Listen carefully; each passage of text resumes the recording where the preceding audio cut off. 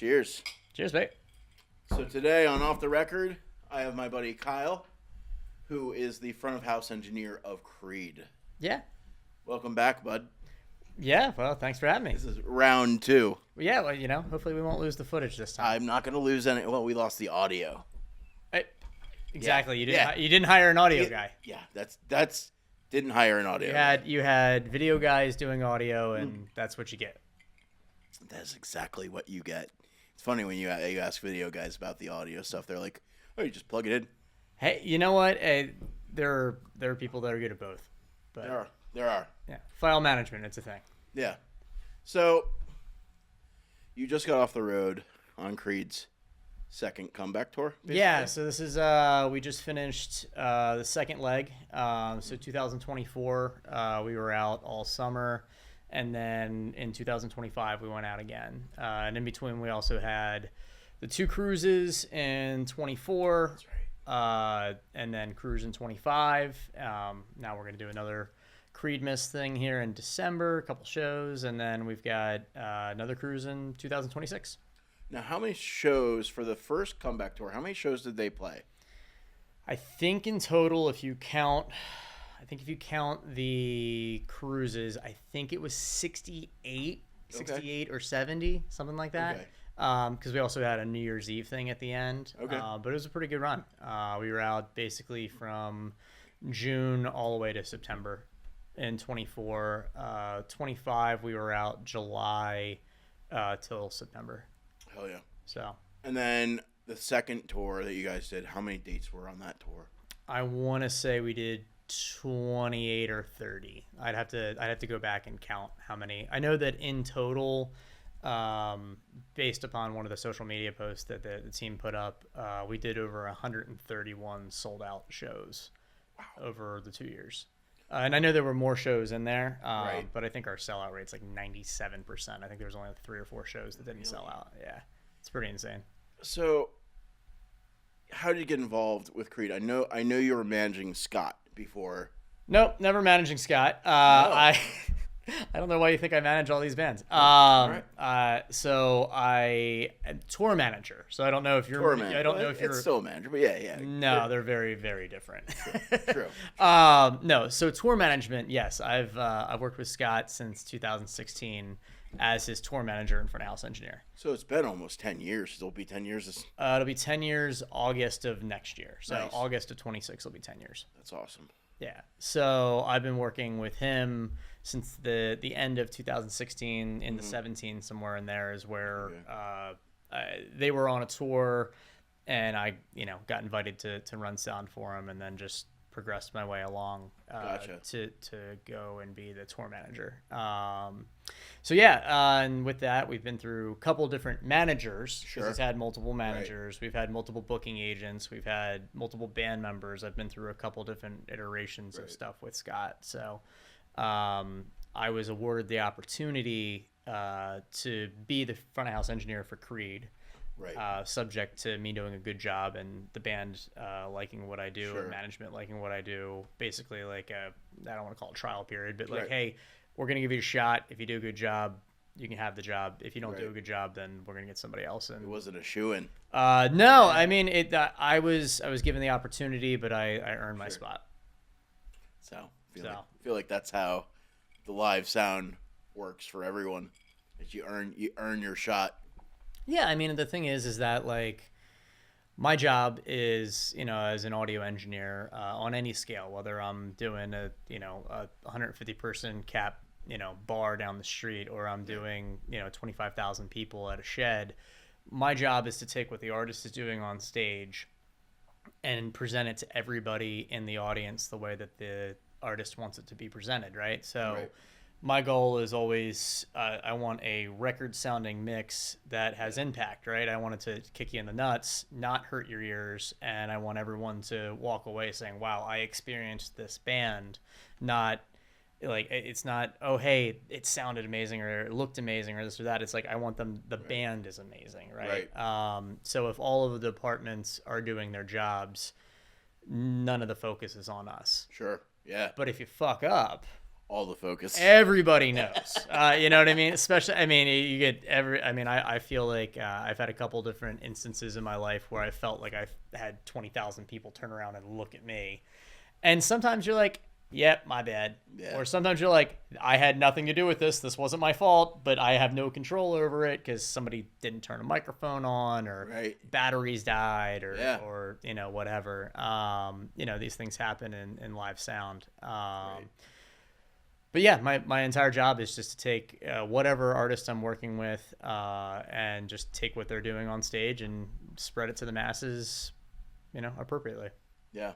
Yeah. So they did their reunion tour. Were there any challenges with them coming kind of out of I guess were they broken up, or were they on hiatus? Basically hiatus. Okay. And like I can't really speak to what the band, their internal stuff.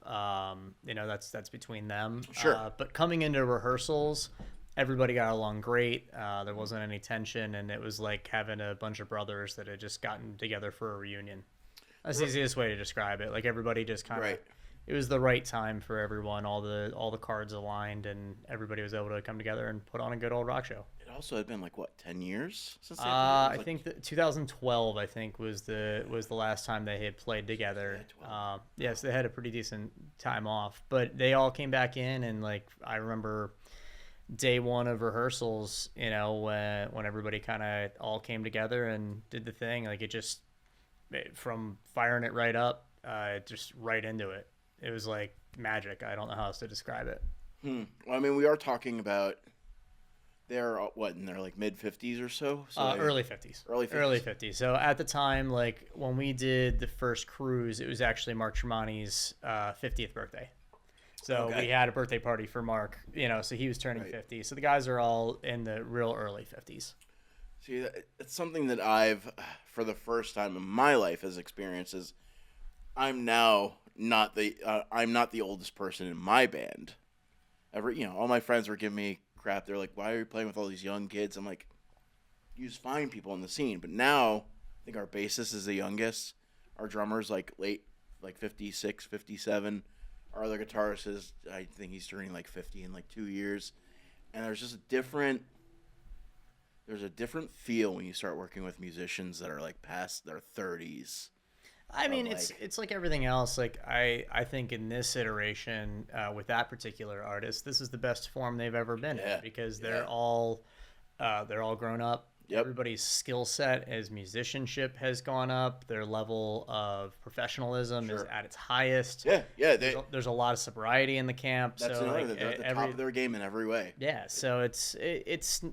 I understand. You know, I never got the chance to see him back prior, but I understand when I read the comment sections, or I talk to people that have been to multiple shows, or even talking to former engineers. Like one of the first things I did when I was when I got the gig was I went back and I talked to the 3 other engineers that had mixed Creed prior to me, and got advice from them, and like, bounced things back and forth. And from speaking with some of them, like they're happy to see that like this is the best version it's ever been. So I'm very blessed to work with such a talented artist. That's really cool.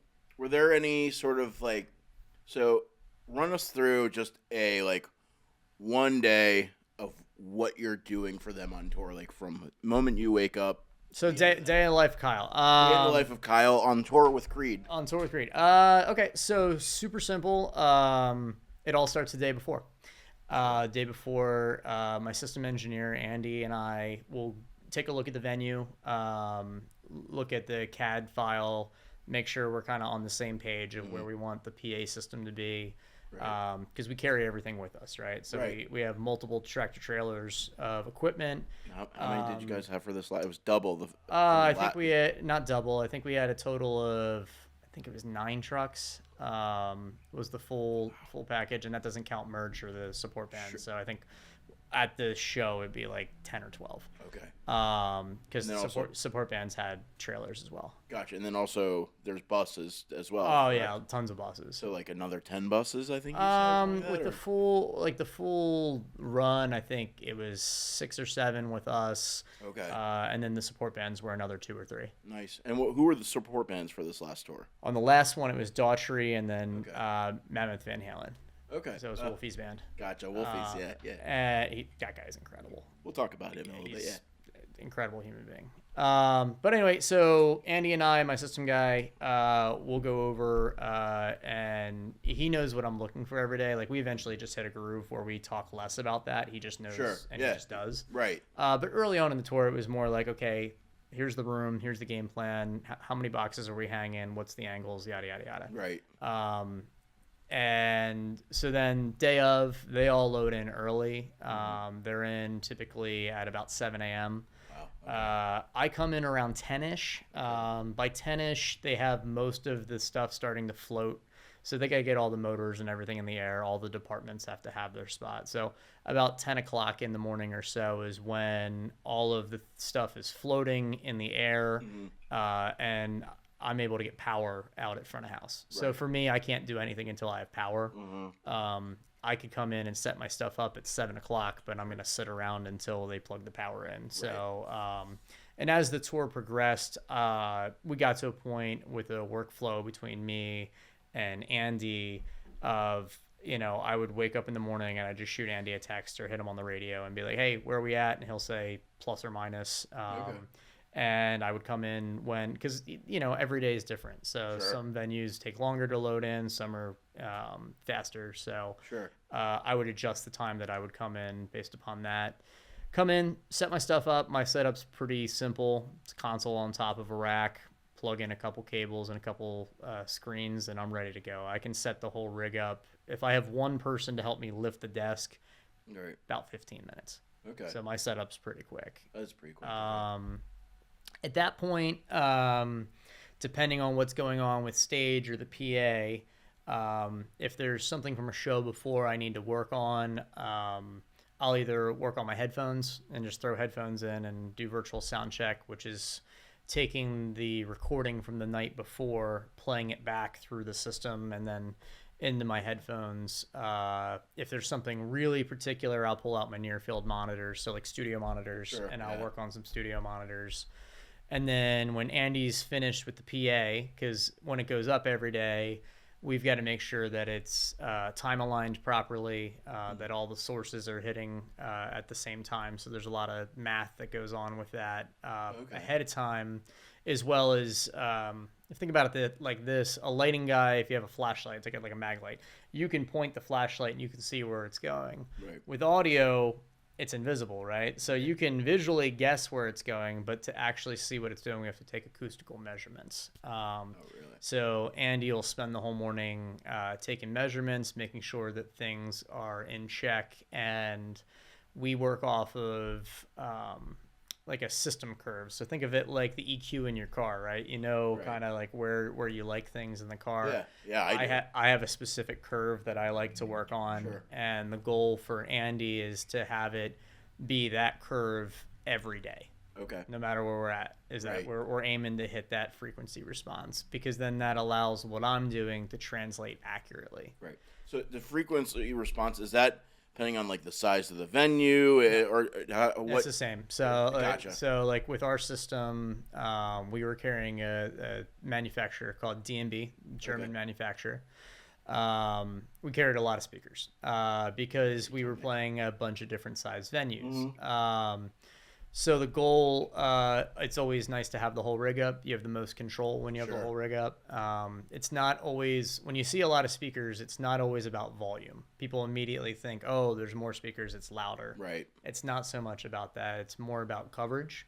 Sure. So like if you think about an arena, you've got some very, very high seats up in the 300 levels, but then you've got people that are 20 feet in front of the stage, Yeah. right? So that amount of coverage is hard to do. And then also Sure. the distances. Like you have people that are 300 feet away and Yeah. you have people that are 20 feet away. Yeah. And the goal is that the person that's 20 feet away and the person that's 300 feet away get the same show.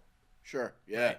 Now, obviously, you're going to have a difference in proximity effect with low frequency and stuff like that. The closer to the subwoofers, the closer to stage, you're going to get more. You're gonna feel it. You're going to feel it a little bit more, but we're aiming to get the same frequency response. Gotcha. So we do that through a number of different things. Front fill systems. I did an infill system for our thrusts to make things better on this past run that I didn't do in 24.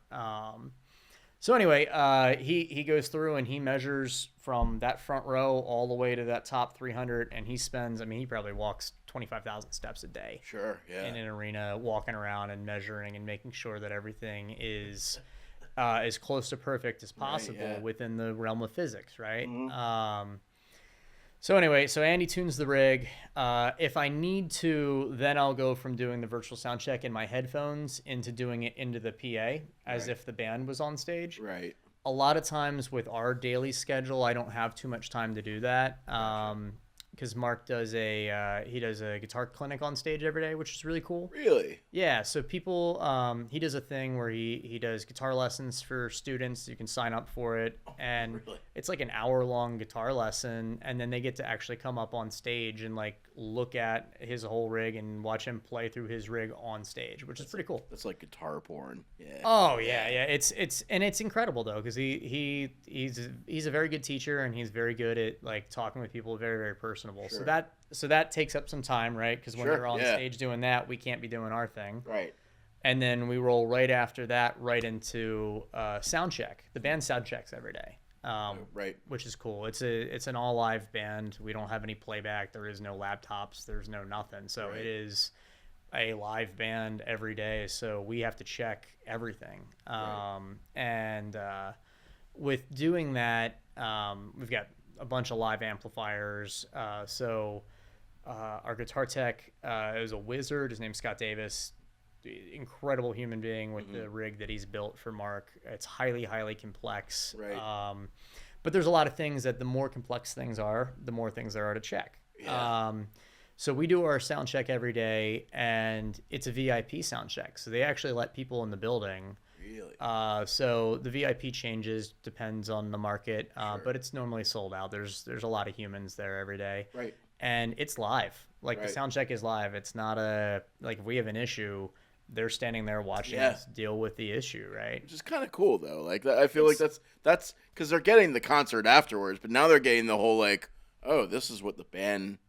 Yeah, this is the behind the scenes. This is what this band does every day. Yeah, it's as close to. I mean, it's the coolest thing with this particular band is that everything is real. Yeah, there is no smoke and mirrors. Everything is real. So, with the rig that Scott built for Mark, Scott Davis, the guitar tech, it's got a lot of cool features and functionalities to it. And Mark's using a plethora of different amplifiers, all feeding a couple different cabinets. So we have a lot of different things to check every day. And those guys, the technicians, our drum tech, both of our guitar techs, they're all checking their stuff while I'm doing my virtual headphones and whatnot. They're on stage making sure all their stuff is ready. So basically, by the time sound check comes around, we're all on the same page. When the band comes on, we're pretty much sound check ready, and then we adjust for anything that we have to adjust for. It's gotten to the point where it's extremely accurate. Like we got into a really, really good groove where I would say in the beginning of the tour, the sound checks were longer, and then towards the end of the tour they started getting shorter. But it was also cool because the band would play around with different song ideas, or like, hey, we should try this song or that song, or flip this out of the set. They definitely have songs that they rotate in and out of their set list. So if there's one that they haven't done in a while or in a couple shows, they'll run that and just make sure everything's cool. Gotcha. But yeah, we check every instrument, everything on our input list. We check every day just in case they make a change. If mid-song they're like, hey, or mid-set they're like, hey, we want to do this. It's not like, oh, shoot, we didn't check the acoustic guitar today. It's like, no, if they're pulling a song out that's the acoustic's ready to go. So and our production manager Brian's really good at making sure that we go through everything every day, and that all departments are good. So it's a good. We've got a lot of technicians, and we all work well together. Now, you said, how many tracks did you say are just Mark's guitar? Wait, we have 0 tracks. There are no tracks. I mean, like, how many ins? Like, how many inputs? Inputs. I'm sorry. Like, yeah, you said it was like, 'cause you got your mic. You said something like he's got 2 cabs, 2 mics on each cab. You said it was like it was a crazy amount. Yeah, well, it's just the thing is that the thing I love about Mark is that he wants us to have the best of everything. Right. So Scott, his guitar tech, built a rig that gives us every plausible option for every input available. Yeah. So it's a lot of available inputs. What I actually use is I've got 2 microphones on every cabinet, and I use the mics. Gotcha. We have microphone inputs with a dynamic mic and a ribbon mic, 1 on each cab. We have a wet cab and a dry cab. Right. Then we have, with the plethora of amplifiers he's using, I've got outputs from Palmer's, outputs from the Synergy modules. At one point, we were using the 2 Notes Captor X's, so I had a bunch of different inputs to choose from. And then one of the cool things that Scott designed is, since all of the amp switching is done via MIDI, we actually incorporated RTP MIDI, which is MIDI over Ethernet that his rig spits out. Hits a network switch in my rack, feeds my monitor guy and feeds me both RTP MIDI signals, and both of our consoles. I know my monitor guy Brian and I both use it differently, but on my console, as Mark is hitting foot switch patch changes, it's firing macros in my console, which are making changes on my console in real time. Interesting. So if you think about it like this, if it's 1 guitar cabinet, it's 1 speaker, right? I've got a mic on a speaker. If he's using 5 or 6 different amplifiers, each amp sounds different, right? Yeah, absolutely. So I EQ things a little bit different, or I will do different things with effects, delays and stuff like that. So, a lot of it's a giant team effort to that, we get it to sound the way it sounds. It's awesome. What do you think really propelled their success with this comeback tour? Because early 2000s, I feel like everybody was hating on like Nickelback, and then they threw Creed in, and they threw all the dad rock bands, and it just became this like, and again, it wasn't everybody, but it became this almost negative like connotation to that style of music. And then they just come back now, and like, you've got 18-year-old kids listening to them, 14-year-old kids. You've got guys that are in their 40s, 50s that listened to them 20 years ago. What do you think really translated to that younger culture with Creed? I think the answer is the songs. Like, you can't beat good songwriting. Yeah. Like they wrote hits. Like it's you know what I mean? Like Mark and Scott together and Brian and Flip, like they wrote great songs. And so the songs stood the test of time. Like that's just the easiest way to put it, is that when you write great music, that is what transcends. And then they've always been great performers. And every single member of that band is captivating. Right? If you listen to Scott speak, he's that person when he's on stage that he just sucks you in, right? Really when you watch Mark plays from such passion that you were just glued to it. If you pay attention to Brian Marshall, he's hands down the best rock bass player I've ever had the pleasure of working with, and his tone is ridiculous. Yeah. And he plays with his fingers. No pick. He is just the stuff that he does. And then Flip, like, he's got such a pocket, such a groove, and like you can feel how each one of them play and how they impact each other. Right. And then live, we've got Eric Friedman, who's our other guitar player. Right. Eric's an incredible musician and a great addition to the live band because of all the stuff that's overdubbed on the records, right? Sure. So it's extra textures, extra feels. Right. and also an incredible singer. He does. Oh, is he? Okay. Incredible singer. So he's also doing backup vocals with Yeah, them? he does backup vocals okay, cool. on probably 5 or 6 different songs he sings on. Okay. And then Mark sings on My Own Prison and on Ode. Yeah, Are the yeah. two songs that Mark sings on. He sings like the main. I think Scott does and I said and then Mark actually sings, which That's the chorus. Yeah. most people when they watch them live, they're like, I didn't know that wasn't Scott singing. Yeah. So that's and it's been that way from day one, from 2000? what I understand. No, I mean that record came out in '97. That's right. So it was like My Own Prison was '97. So that it's been that way from day one. It's my understanding. Yeah. So it's like the live band is quite fantastic. Mm-hmm. And then, like I said, each individual member is captivating to watch. They're captivating to watch the way that they play. Right. And then they wrote, absolutely great, great tunes. Yeah. So I think that with like the culture, like the whole hating culture, like it is what it is. Like I'm not even even address that because I just think it's cool that they beat it. Like I think that's what here's the thing, they never didn't beat it. Same thing with Nickelback. Nickelback still sells out everywhere they play. That's the thing is everybody hates on them, but like how many millions of records did they sell in the early 2000s? Let alone how many streams they're they a have now? diamond selling artist. Like it's like it's not even to address the internet hate is just stupid. I don't even gonna go there. It's also part of what makes them bigger too. The hate. Meh, I guess. I mean, it all depends. I mean, like for everything that take an artist like Michael Jackson, right? Right. For every artist that is beloved, right, there is just as much hate. Just as much. Right. Especially Jackson. Yeah. Jackson's a perfect example, though. But how many millions and millions of records did he sell? He was, you know what I mean? I mean, you could list all the things that people hate him about, but like when you watch those behind the scenes of how he wrote like amazing performance, like Thriller, he would just come in and be like, all right, I've got this, and he would vocalize the song. He would do like an acapella version of like Bad or like. And it would be like all the instruments, but it's his vocals. Right. It was and that was 80s. Yeah, it's back.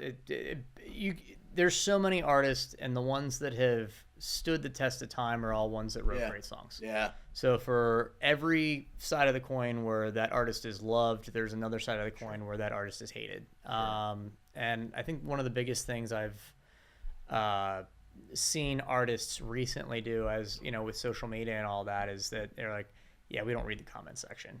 Sure. You know what I mean? Like, good. You're just gonna deep dive yourself, and I think that like somebody asked me in another interview, they're like, "What would be your advice to like a younger artist?" And my thing would just don't get caught up in all of the comment wars and sections. Like, it's just not worth it. Just do your thing, do your music, put your art out there, and people are either gonna love it or hate it. But it's your that's your product, that's your art, and it is what it is. So I think that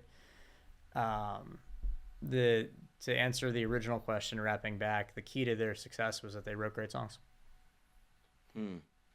What song, when you're watching them play, like gives you the chills or gives you that that feeling like, man, I'm glad I'm here right now? Man, there's so many for me. And it's like there's certain songs where they're highly emotional in terms of the crowd response. Sure. There's other ones where like it's super cool because of the musicality and they're playing. Like one of my favorite ones that we throw in the set every once in a while is "Weathered." Scott sings the living shit out of that song. Great one. Great song. Yeah. One of my favorite third album or second album? I believe "Weathered" is on the third album. "Weathered" is the name of the record. Yeah, that's right. Yeah. That they play that song so great. It's a cool vibe, cool groove. "Say I" is probably one of my favorites live. Okay. It's very robust and has a lot of impact. Mark and Eric both do some cool guitar stuff. Like everybody kind of has their little moment. The one that has probably got the most crowd response is "One Last Breath." when they come out Yeah, and Mark plays the riff and Scott has the crowd sing. There are times at front of house where we meter how loud things are. Sure. We'll jump up into the 110, 112 dB from the crowd singing with the band not playing. That's awesome. It's insane. Like I run the show. You have videos of that? Oh, tons. Can you share that with me? Yeah, I've got a bunch of them. Oh yeah. But I run the show right in that like 101 A weighted range. The crowd when they go to sing that particular song will be 10 dB louder. Really? It is incredible to be in an arena that's sold out and have the crowd be that loud. And I'm not sure like what has made that song transcend more than some of the others. But it's just the connection with the crowd on that's super cool. Yeah. But yeah, I mean, there's a bunch of songs that like I grew up on all of it, right? And then yeah, same. Yeah. Like reading through like the set list, it's like hit after hit after hit after hit. You can't get away from it, right? Yeah. So every song in the set, I think, impacts you differently. And I think they're as a band, they're very good at weaving kind of a story and making sure that they're very very thoughtful on the vibe of making sure that it's not all just in your face, and it's not all just mid-tempo, and that like it kind of just takes you on a journey. And I think that it's really cool because people that come to the show, even like my close friends that weren't big fans, will come to the show and they're just like, I never thought it was going to be this good. And that's the coolest thing for me is like to see, or even like, for example, like my parents are not rock and roll people. Not at all. Not at all. Not at all. And what kind of music do they listen to? Well, so growing up, mom was very like Billy Joel, Elton John, She Billy Beach Joel Boys. Yeah, she's kind of into that. Yeah. Rod Stewart. Sure. Dad just wasn't into music. You know what I mean? He did a lot of like my dad. Yeah, he was like really he did like choir stuff and singing and a lot of church singing and whatnot. Oh, so he's okay. My dad's quite a good singer. So I didn't know that. Okay. Yeah, he is quite a good singer.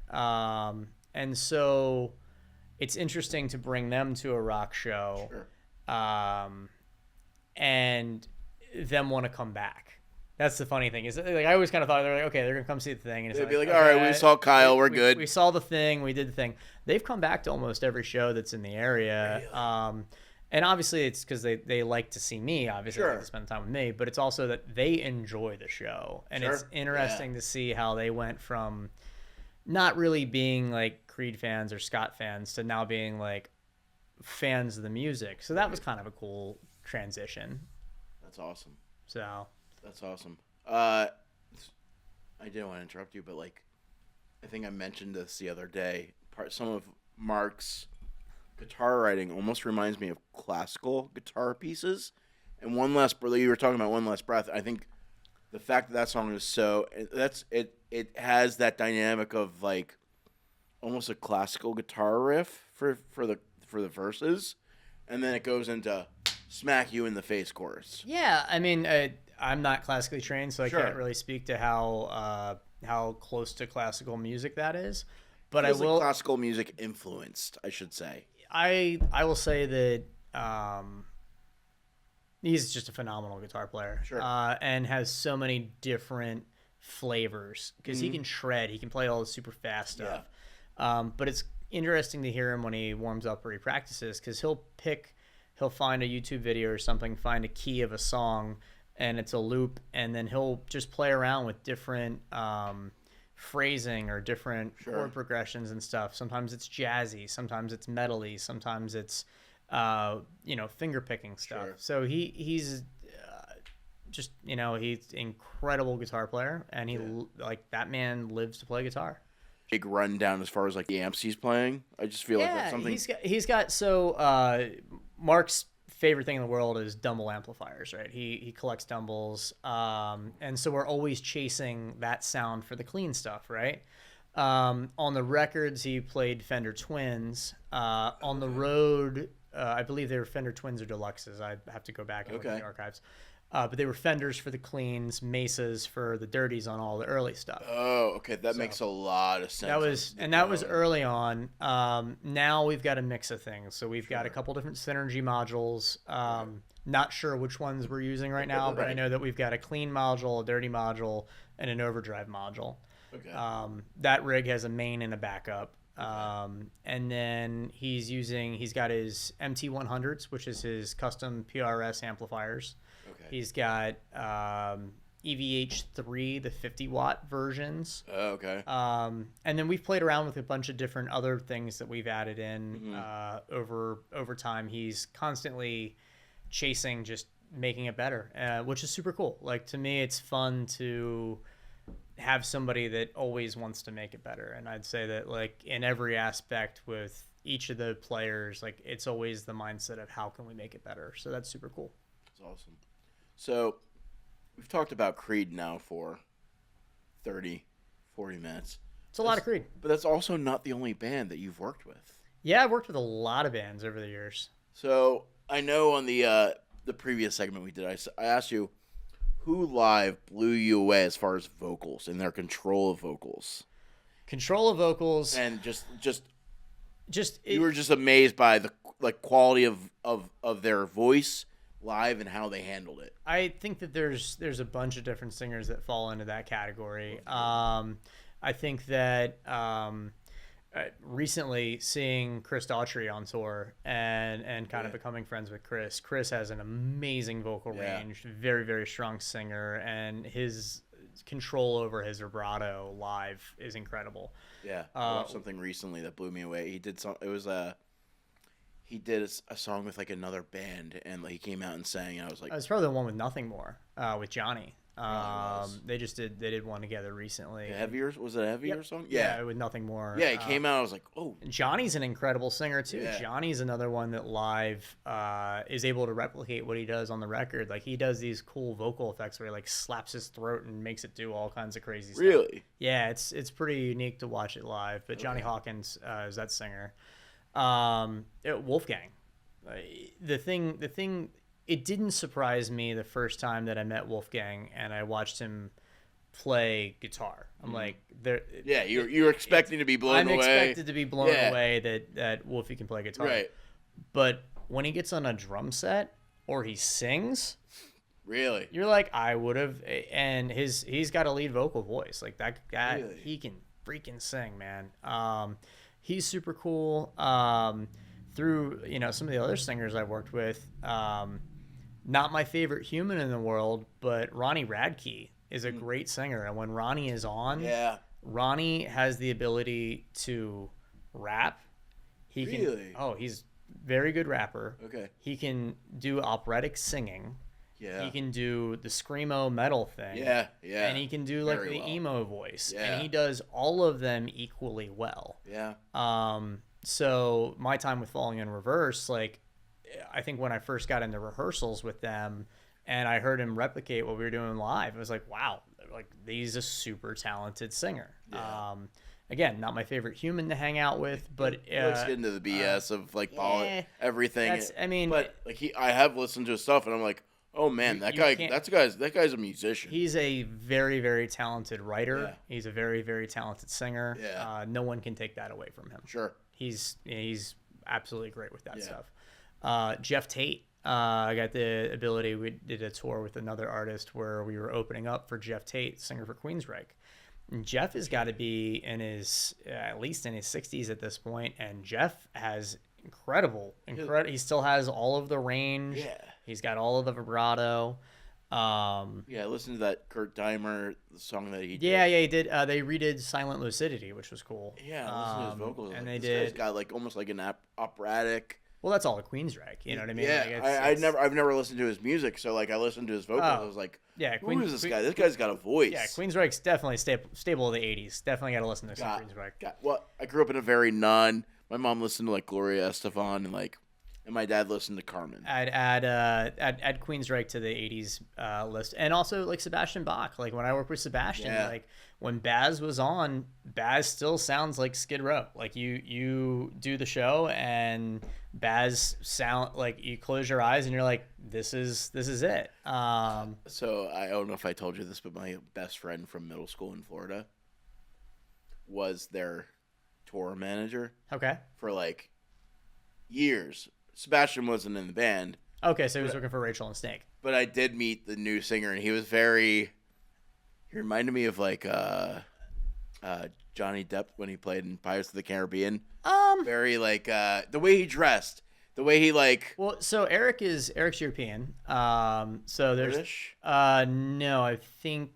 I'd have to look up where Eric's from. I want to say Swedish, potentially. But either way, Eric. I met him. So I've toured with both versions. I've done the Sebastian Bach, and I've also done the Skid Row. So I've done Rachel and Snake with Eric singing. When Eric left, and then Lizzie came in and sang. Lizzie's another. Do they have a new vocalist for Skid Well, Row? it was Lizzie Hale who came in and filled in when Eric had to leave because he had cancer. Eric has some form. I'd have to look it up to find out what version. But Eric was a great singer. Lizzie Hale is absolutely incredible. Right. But I've also, I've done the work with Sebastian too. So I've done a couple different, and with the Skid Row one, we were the support band. So I wasn't mixing Skid Row, but I was close friends with their entire crew and there for all the shows. Right. And a mutual friend, Brian Wheat, the bass player from Tesla, introduced me to Snake and Rachel, and life's cool there. Right. But yeah, just I've had the pleasure to work with a lot of these, a lot of singers who have had a lot of success. Getting to do all the show dates that I did with Tesla and seeing Jeff come out and to this day still be able to make Tesla sound like Tesla. Yeah. They sound great. They sound like the records. I didn't like the mix as much as I liked your mix when I saw them, but it was just too loud. But they were amazing. It's a subjective thing, but the thing I'll say about Tesla is they sound like Tesla. Like you go hear them, and they sound like Tesla, and that I think for me, like for any band, like when I go and I see another band that I'm not mixing, if I'm going to any rock show, or hip hop show, doesn't matter, any genre show. Like when I go and the artist sounds kind of like what I think in my head they're supposed to sound like, or what I listen to the records or I listen to whatever, and they're actually doing it live. Right. Like obviously, like with newer music, there's a ton of playback and stuff, which I'm not against. Right. It's you have to use it tastefully.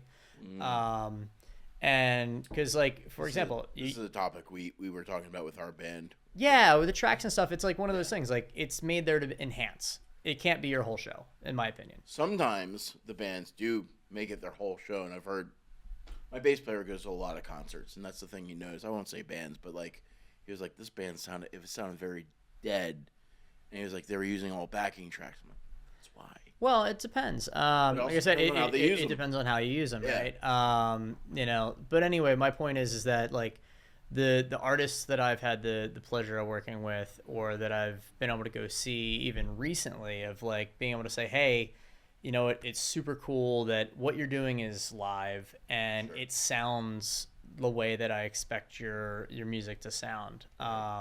So that's always cool for me. I also like when I go see bands, I'm like, wow, they're way heavier live. Or they're way more live band. Like Switchfoot was one of those bands for me. Yeah, they so Switchfoot actually opened up for a couple of the Creed tunes, Creed shows, and they great dudes, and they play great, and their crowd participation is just awesome. Yeah. One of the bands that recently I saw that I would have not expected to be as heavy as they are live. Actually, there were two. They were both female artists. Ooh. So one of them. And when I say heavy, I'm not talking like chugs. Sure. I'm just talking like live band impact. Like heavier than the album. Yeah. One of them was Carly Rae Jepsen. Okay. Her live band is incredible. Like for a pop act, like absolutely incredible performers. Great show. She can sing her little rear end off. She's a tiny little thing, and she's got tons of pipes. And then also Halsey. Halsey's show goes way harder. My buddy James is mixing that right now. I love Halsey. Yeah, so I'm super stoked. They're playing. I don't know when this is gonna air, but it's early October right now. And at the end of the month, actually, I think on my birthday, on the 30th, they're playing at Wells Fargo. So I'm pretty stoked to see them again. Really? But the Halsey show goes way hard. And my buddy James, who's mixing it, is an incredible engineer. So it's cool to see all the videos. And I have a bunch of friends that are on that tour. But that's like two artists recently that I've seen that I was not expecting to really be like, wow, the production here is super cool. So those are the two things. It's like I like going and saying like, wow, you sound exactly like I am expecting your record to sound, or like, wow, this is way bigger or heavier. And so like, and that's always my goal too, is like, after speaking with the artist of what do you want your band to sound like? Sure. Like what's your vision, right? Because some artists don't like their records, or they put out a record that was 20 years ago and they're like, hey, I love the songs, but I don't like how we did them. If I was going to redo them, I would do them this way. The more you play them out, the more you play those songs out, sometimes they evolve. Yeah. So like I think that like it's cool to get the perspective of the artist involved and say like, hey, this is what we want. So this song doesn't sound like the record. This is how we play it, just so you know, type of and it's cool to do that. So I mean, that's for me, that's the thing, is like, hey, showing up and hearing bands sound the way that I think they sound is pretty cool. So one of the new albums I've been binging way more than I thought I would. I loved her last album. This new album, Hayley Williams. Oh, yeah. Have you listened to her new album? I haven't listened to the whole thing yet. I listened to recently the new Taylor Swift record came out. Which is also, I really like. I've been like knocking on wood there. It's a good one. But I know you're a Taylor Swift fan. I am a Swiftie. No one, I can't deny it. You want to share your little? Nope. No, all right, cool. All right. No, I'm a Swiftie. Let's call it that. All right, cool. My girlfriend's a Swiftie, so. Again, great songs. Yeah. Great songs. And whether you like them or not, like how many albums? Like the Eras tour was possibly the best production I have ever seen. Mind blowing. The amount of so take whatever people's musical taste aside about Taylor Swift, what they feel about her, whatever it is. If you look at her from like a business perspective, like it's its own economy. I'm like, all right. Hate on her all you want, but what she's achieved as a business owner with her music is groundbreaking. I would not be surprised if in the near future that in music schools or music related schools that they teach business classes based upon the business model that is Taylor Swift. Absolutely. And the thing is like there's only a few bands or artists that have transcended that point. Mm-hmm. You look at bands like the Rolling Stones. Oh, I can only maybe list like 5 on my hand. Yeah, so the Stones have their whole enterprise. Right. You look at Kiss with their whole enterprise. Which he is a business genius as well. And R.I.P. Because Ace Frehley just died 2 days ago. I know. Yeah. But you look at Bruce Springsteen. Yeah. You look they have at a movie coming out with Jeremy, the guy from that cooking. I'm terrible with actors. He was in Shameless. I know that. Shameless, and then he had The Bear. Yeah. Okay. Have you watched that show? I have not, bro. I don't have a lot of time. I understand. Listen. I think you overestimate the amount of hours in the day. I won't recommend a lot. Kyle Gerhart. I won't recommend a lot of movies nowadays, but like TV shows, put it on your list. I know you don't have time, but when you do, but give it a check. Yeah, Bruce Springsteen. Bruce Springsteen's one. U2. These are all artist bands, and obviously there's many more. You look at the empire that Jay-Z has built for himself. You look at the empire that Dr. Dre has built for himself, and the way that these different artists have all branched off. You look at Jimmy Buffett. I was gonna say Jimmy Buffett was one of the OGs. You could. There, I'm sure that someone somewhere that is much more informed than me and much more intelligent is gathering together material to teach a class on music business and how to take an artist and become an entity. And that's truly what they are. They're entities. And so, it's I haven't listened. So back to your original question. No, I haven't listened to Haley's new record yet, but a big Paramore fan. A few little involvements with them over the years. Yeah, I know you've done sound for them. Yeah, and you said on the last show that was one of the people that blew you away live. Yeah, Haley is by far one of the best singers, and again, to this day, she's incredible. Her range is incredible.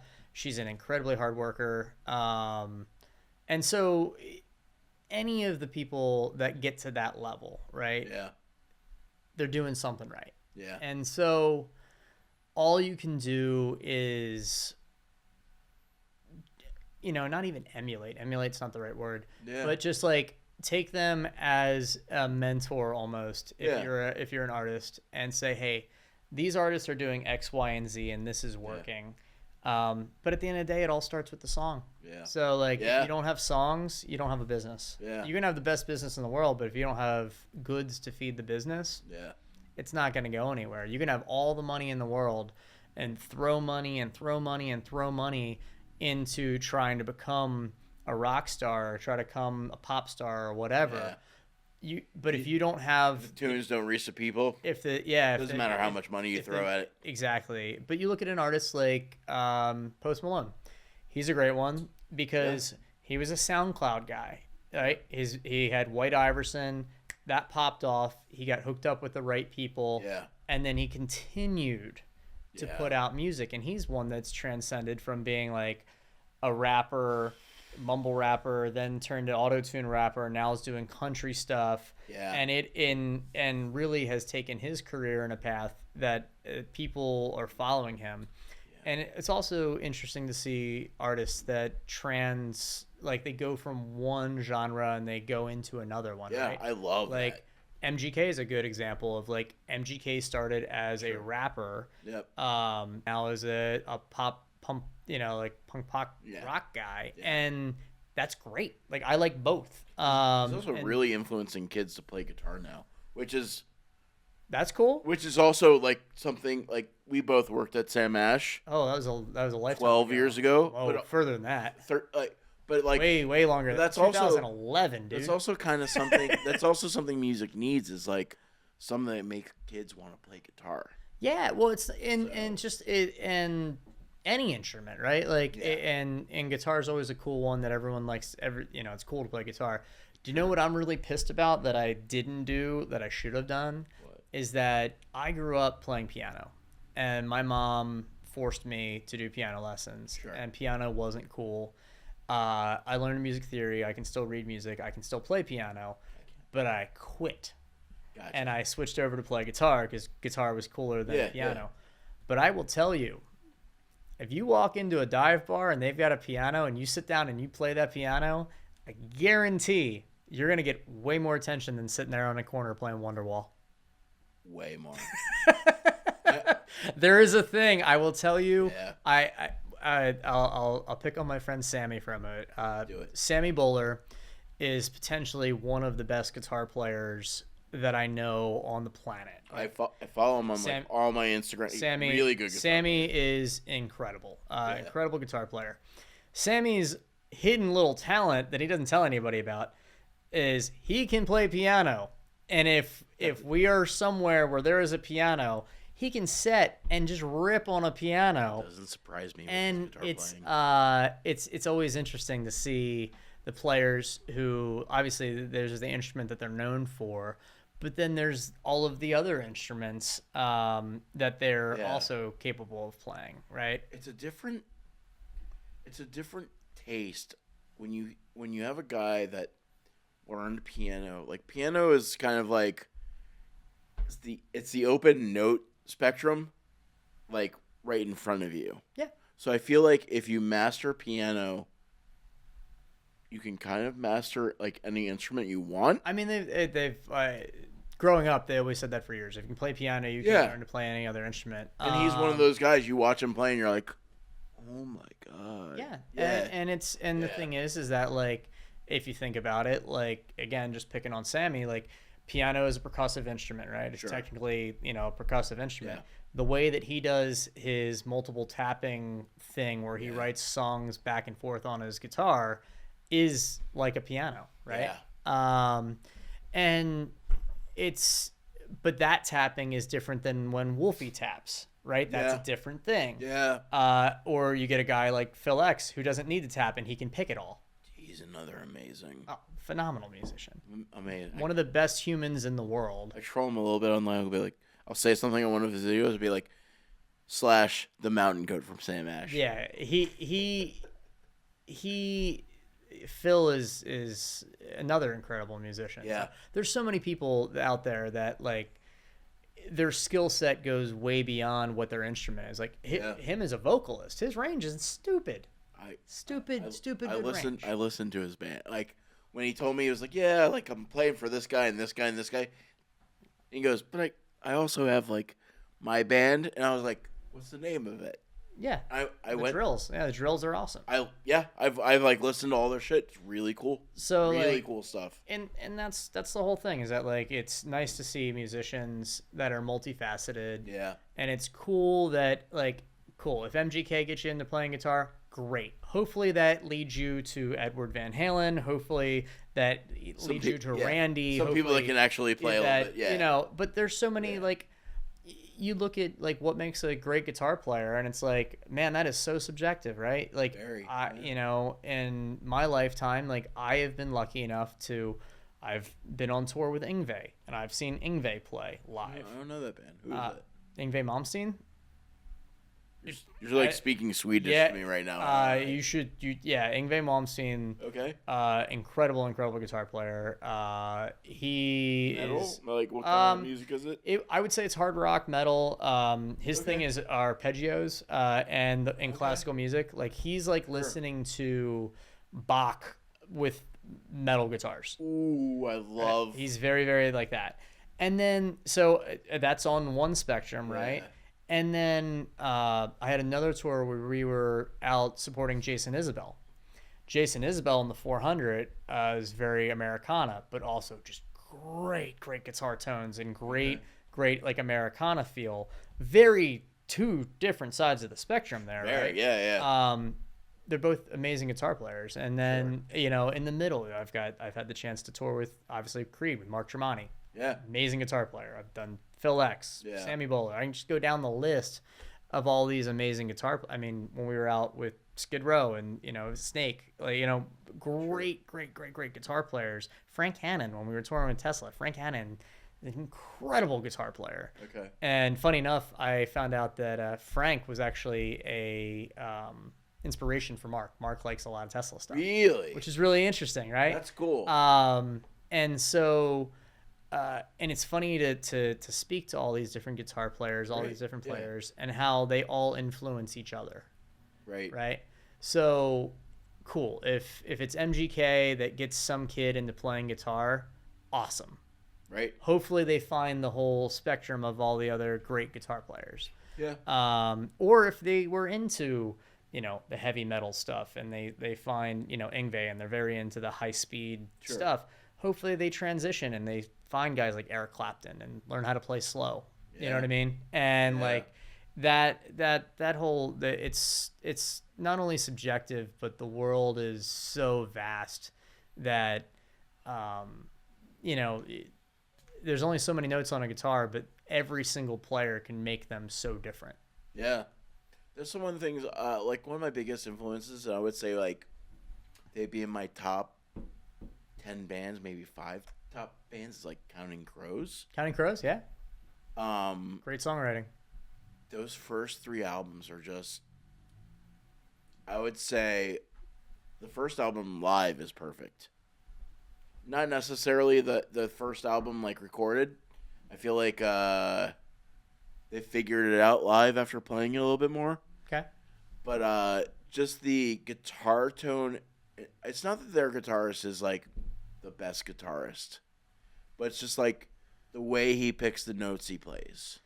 Yeah. And like the tone, and it's the way he fits in. You've got a band that's like I want to say they're like 6 or 7 people.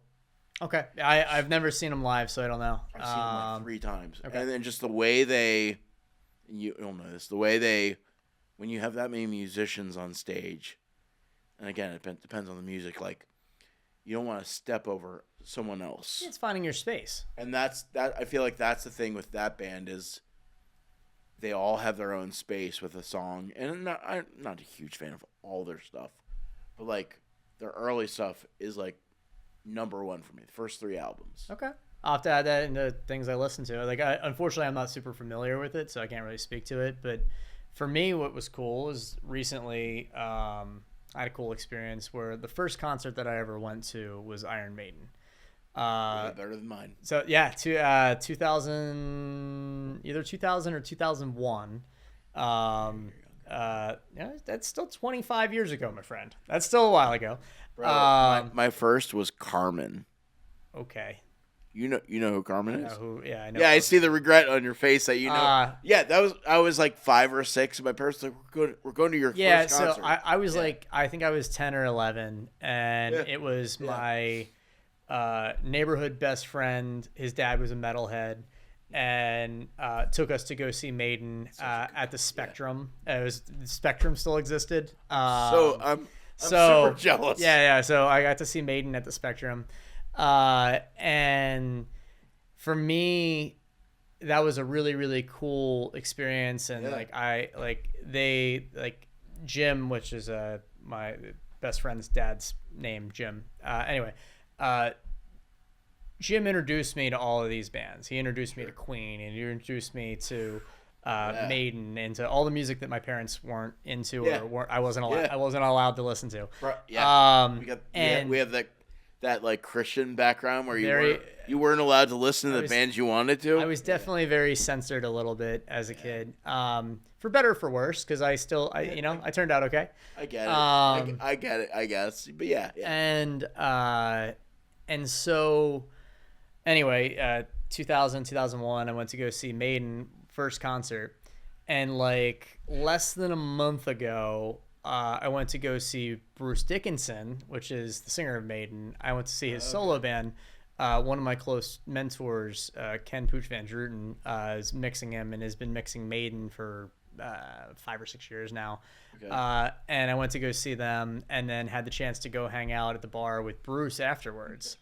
And I went from the point of, it was like a full circle moment in my life of like, cool, my first concert I ever went to was Iron Maiden, and Bruce Dickinson just bought me a beer. I was like, now you're drinking with him. And he bought me the beer. So I was like, okay, hey, I have now had full closure in the full circle from like being the kid in the crowd to now the people that were my mentors, I'm now able to call coworkers or colleagues, right? Yeah. That's like now, like these are my colleagues for the guys that I look up to, that to this day I still reach out to and I learn from. Sure. And then to the point of like, okay, cool. Now the artist that I went to go see as a kid is now sitting next to me and bought me a beer at a bar. I was like, that's kind of a cool experience for me. And it's those little moments in the music industry that are cool.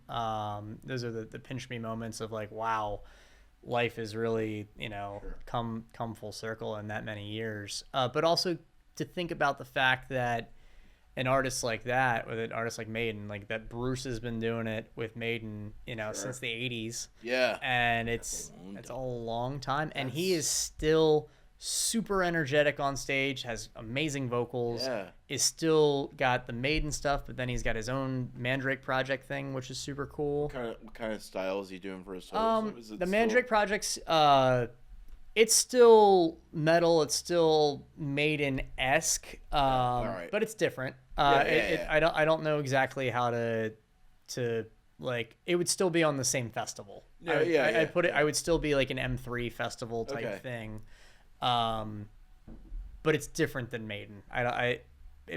Because it's Bruce, it still sort of sounds like Maiden. You know what I mean? Sure. It would be like if any of the iconic singers switched genres. Yeah. It still kind of sounds like that person because Right. your brain attaches that voice to that genre. Yeah, sure. Yeah.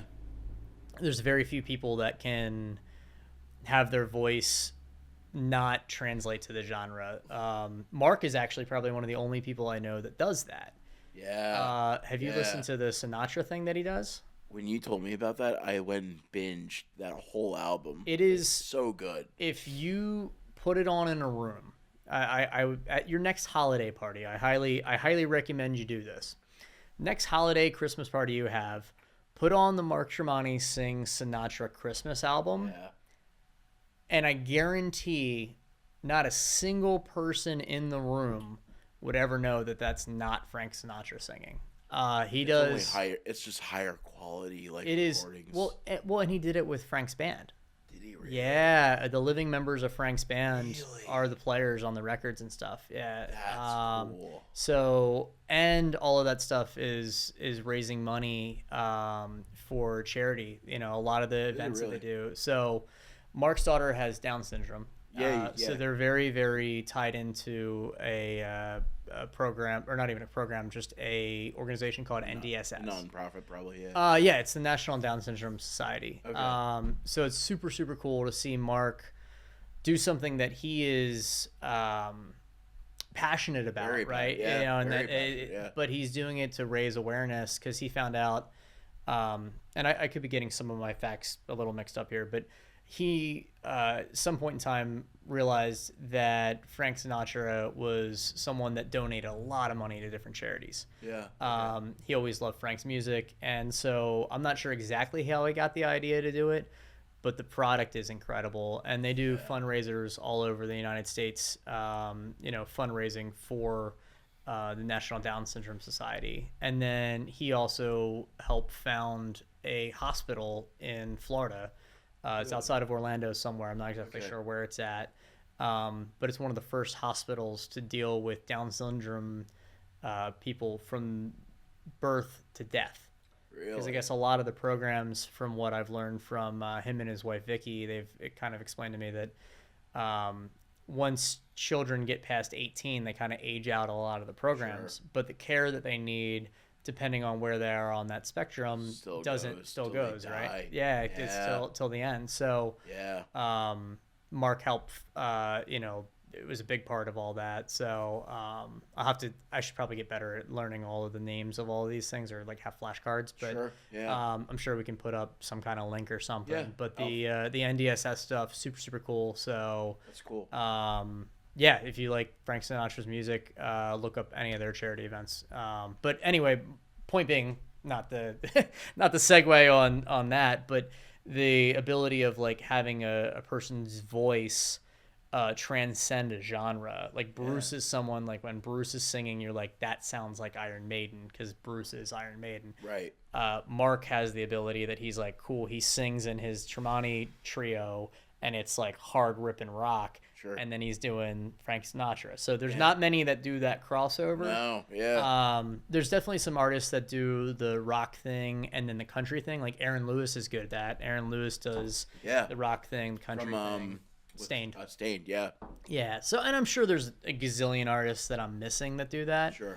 But it's cool to see. That's another thing. Is I always like to see people's artist side projects, because sometimes like the main project isn't the coolest thing they've got going. Sometimes like the side project is the one that they put a lot of time and effort into. It's more like the heart. Well, it's not. I think it's just the passion projects, right? It's what I mean. It's like it's not the like money maker. It's like, this is kind of what I'd like to do, but this is what they're doing it because they love it, and that's and it's cool to see like different artists, how they all have their different projects. Sure. And like the thing I like about like working with Scott, like with Stapp, his solo music is very different than Creed. It's much heavier, and more anthemic. I get, well, not anthemic. It's just bigger. It's got a lot of, like sub drops and synths Sure. and like Yeah. big heavy guitars. It's all down tuned and lots of like chugging and stuff. It's heavy. It's cool. The tuning on all the guitars, I very much remember. Yeah. I was like, it's what's that tuning in? I'm like, drop C sharp or drop C, drop A for one of the songs. Like, it was almost like the one song's in like I think Survivor is in A sharp. I was like, it's like, okay. You need baritone guitars. I'm like, yeah. I think that's kind of what I said to you. I was like, you can kind of do this on these, but you need so we use a lot of the drop pedals and stuff with that. Sure. Yeah. But yeah, it's cool to see how different artists can and explore their creativity in different ways, right? Sure. So I would say that the majority of the artists that I work with all have multiple projects, right? Yeah. Like they've all got their own different little thing, and that to me that's super cool. Yeah, the lead singer Fun, the band, the band Fun, just came out with a band called The Format. Okay.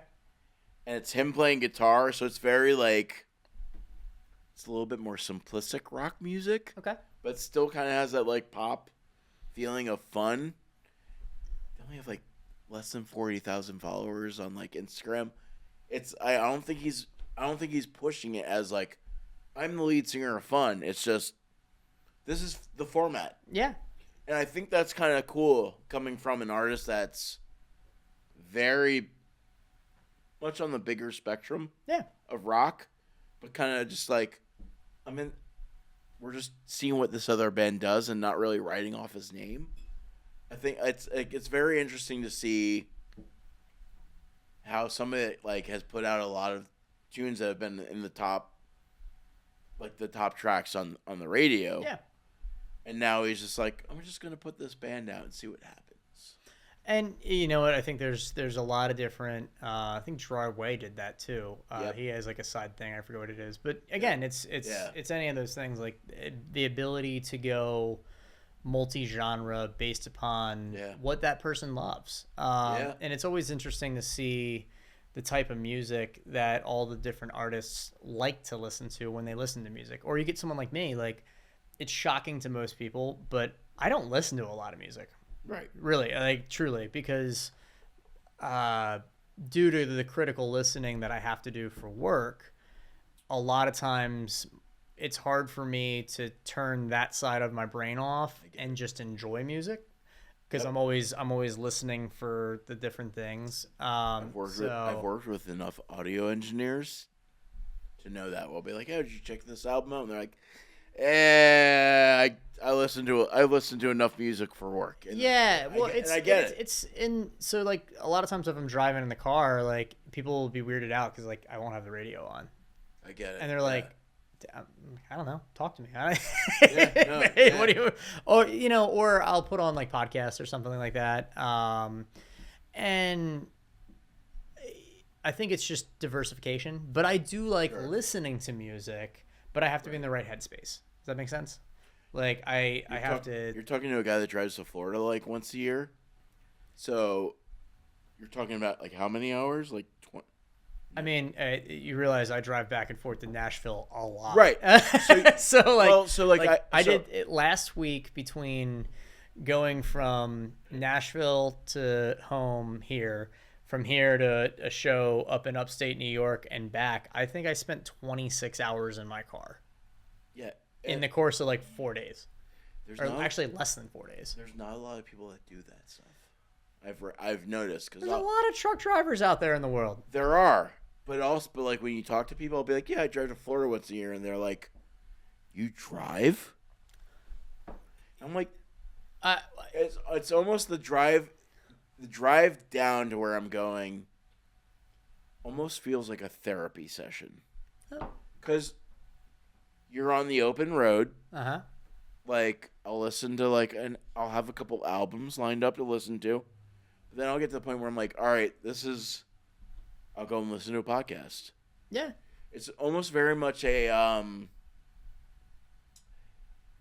just you in the car, and it's like it is a therapy session. It's you figure out. I do a lot of long drives, so like I spend most of them wishing someone else was driving because I get the anxiety of the fact that I'm missing all the emails that I should be. Like travel days for me when I have to drive myself. So I as an owner of a company, I own audio equipment and I sometimes have to transport it places, right? Right. Like I'll have a client that like I've got one coming up where I got to go to Atlanta and I know that I got to drive to Atlanta, drop all this equipment off, make sure everything's good, and then drive back. Right. And then a month and a half later, I'm going to go back to Atlanta, pick it all up, and go back. Right.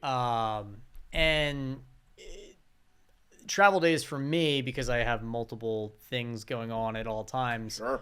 I really envy the people that have like the self-driving cars or the cars that can do that, because I get great anxiety from not being able to respond to things. Yeah. I get it. Yeah.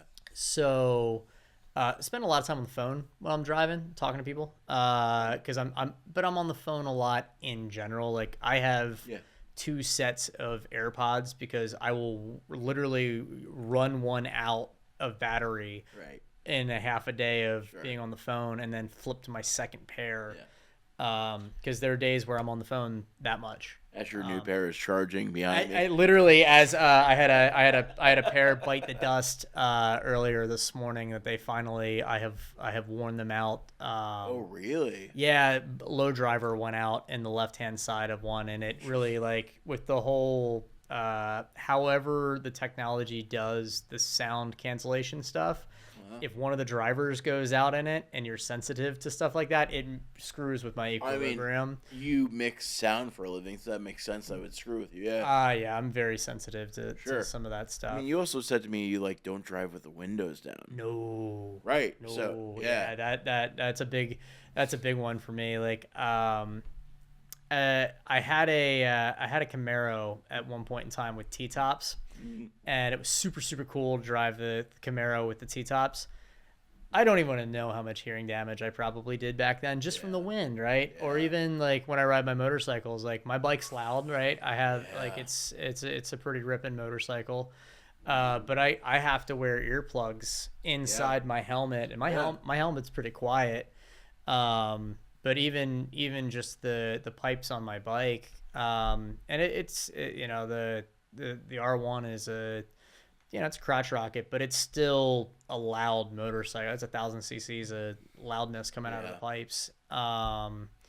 So yeah, I'm pretty sensitive to stuff like that. Like I try to protect my hearing as best as possible. If I'm going out for an evening to like any of the like local bars or stuff, if they've got karaoke going on, or I've got molded earplugs that are clear.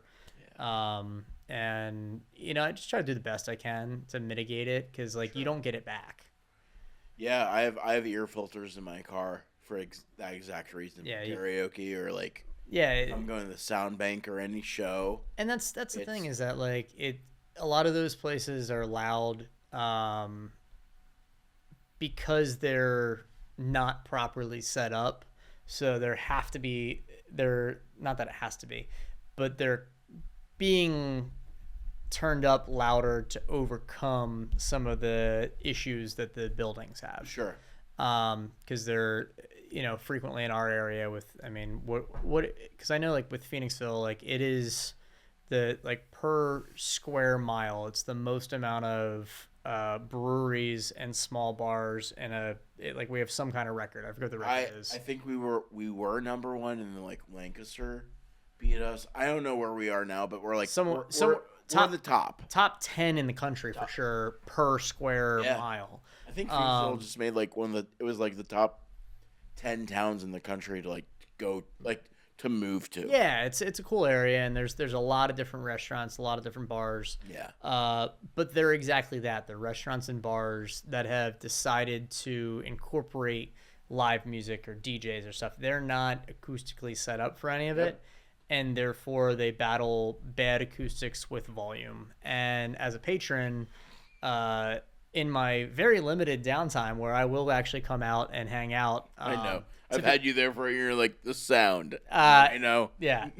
It's like, yeah, okay, cool. I'm going to come for a song and then leave. I know. And I feel like a jerk, but it's also like, hey, at the end of the day, like this is how I make my money. Yeah.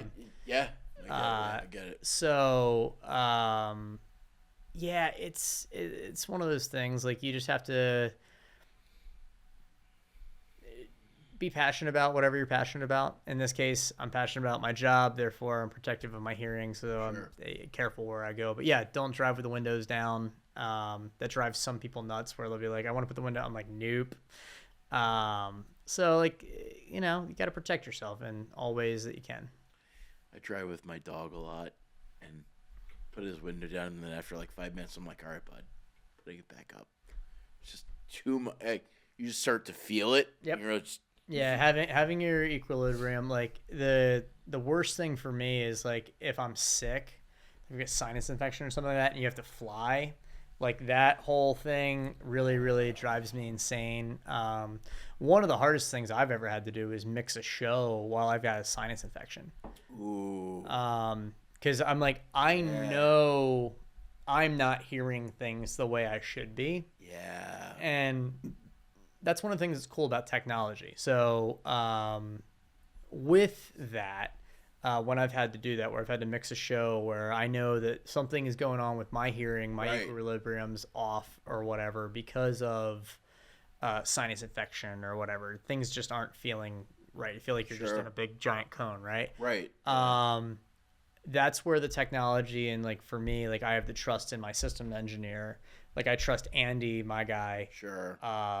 That we're watching the meters, we're watching what's coming out. I know how it feels. I know where things should be fader wise and whatnot, and where they translate meter wise. Right. And then I have to put my faith in him and say, hey man, like, tell me if I'm fucking up here. Like I need to know because my ears aren't straight today. Like something's wrong.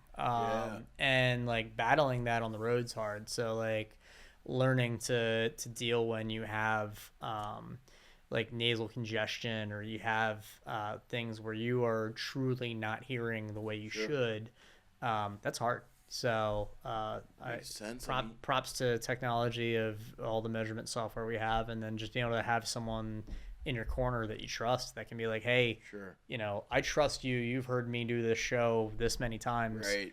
And if worst case scenario, if I had to step away, trusting him to step in. Sure. You know what I mean? Sure. So that's an important thing when you get to certain levels of like knowing that like, hey, I'm not in the right health to do this. And trying to stay healthy on the road is hard. Yeah, I feel like so like watching bands for the last 20, 25 years now, I've seen where they start to tour a lot and then like the bassist drops out or the guitarist drops out, and like sometimes they're bigger bands and I know them. I'll be like, why did he stop? Just didn't like. Sometimes they start to tour and they're like, I can't do this. Well, some of it's three main parts with touring, right? Sure. You've got the mental aspect of it, of like it is mentally very hard to do what we do. Sure. Yeah, and that's just the schlepping around the country. Yeah. The schedules, and then there's the health factor, right? Catering can be good, bad, or ugly. Depends on the venue, the day, the city, the tour you're on. So trying to eat healthy is really hard. Yeah. And then your sleep schedule is always screwed up, right? Right. And like sleeping is super important. And depending on your position on a tour, you may or may not be allotted the amount of sleep that you actually probably should have. Or you might be in a 18-passenger van if you're a smaller band, or you could be like, there's a lot of factors for that. Yeah, like even in tour bus life, like a standard tour bus, you know, has 12 bunks. If you're 12 up in a bus, you are on top of each other, and as soon as one person gets sick, it'll rip through the entire bus, right? Yeah. And then if you're a person that's sensitive to altitude, if you're a person that is sensitive to dust, like some of the tour bus systems, they've got two different types of air conditioning. One is the roof air. The second is the bus air. The bus air, a lot of times at night, they'll turn the roof units off to save fuel, and they'll just run the bus air, which blows from a different vent. Well, there can be road and debris and dust and all kinds of stuff. You can wake up with a super dry throat, you know, because it's dusty or the air is dry. You know, switching temperatures. I was gonna say, if you're on tour you could play in Boston, and 4 days later you could be in New York, or you could be in Florida. Oh yeah. And like Yeah. if it's winter, like Well, that is like a it's 50-degree difference at least. There's that, but then you also have, even in the summertime, if you're going from sheds to arenas, if you're going from playing a shed outdoors and it's 95 with 80-degree humidity, and the next day you're in an ice arena when you walk in and it's 60 degrees, your shift there is massive, and it can play havoc on you. And like, so some people are very sensitive to that. yeah, so you know, Interesting. and then I think the biggest across the board for everybody is hydration. It's, even though it's all there, right? No one on tour is going without water, right? Right. There are cases of water everywhere. It's taking the time to stop and actually drink it. You know what I mean? Like, your day can be so busy, you're like, oh shoot, I literally haven't had a bottle of water today. And like, you do that multiple days on end, and like, mess with your body if you're not hydrated properly, if you're not sleeping properly, and you're not eating properly, you're just gonna degrade. Yeah. And I'm very blessed in my position, because I have a little bit more time for all of those things than some of the other professions, right?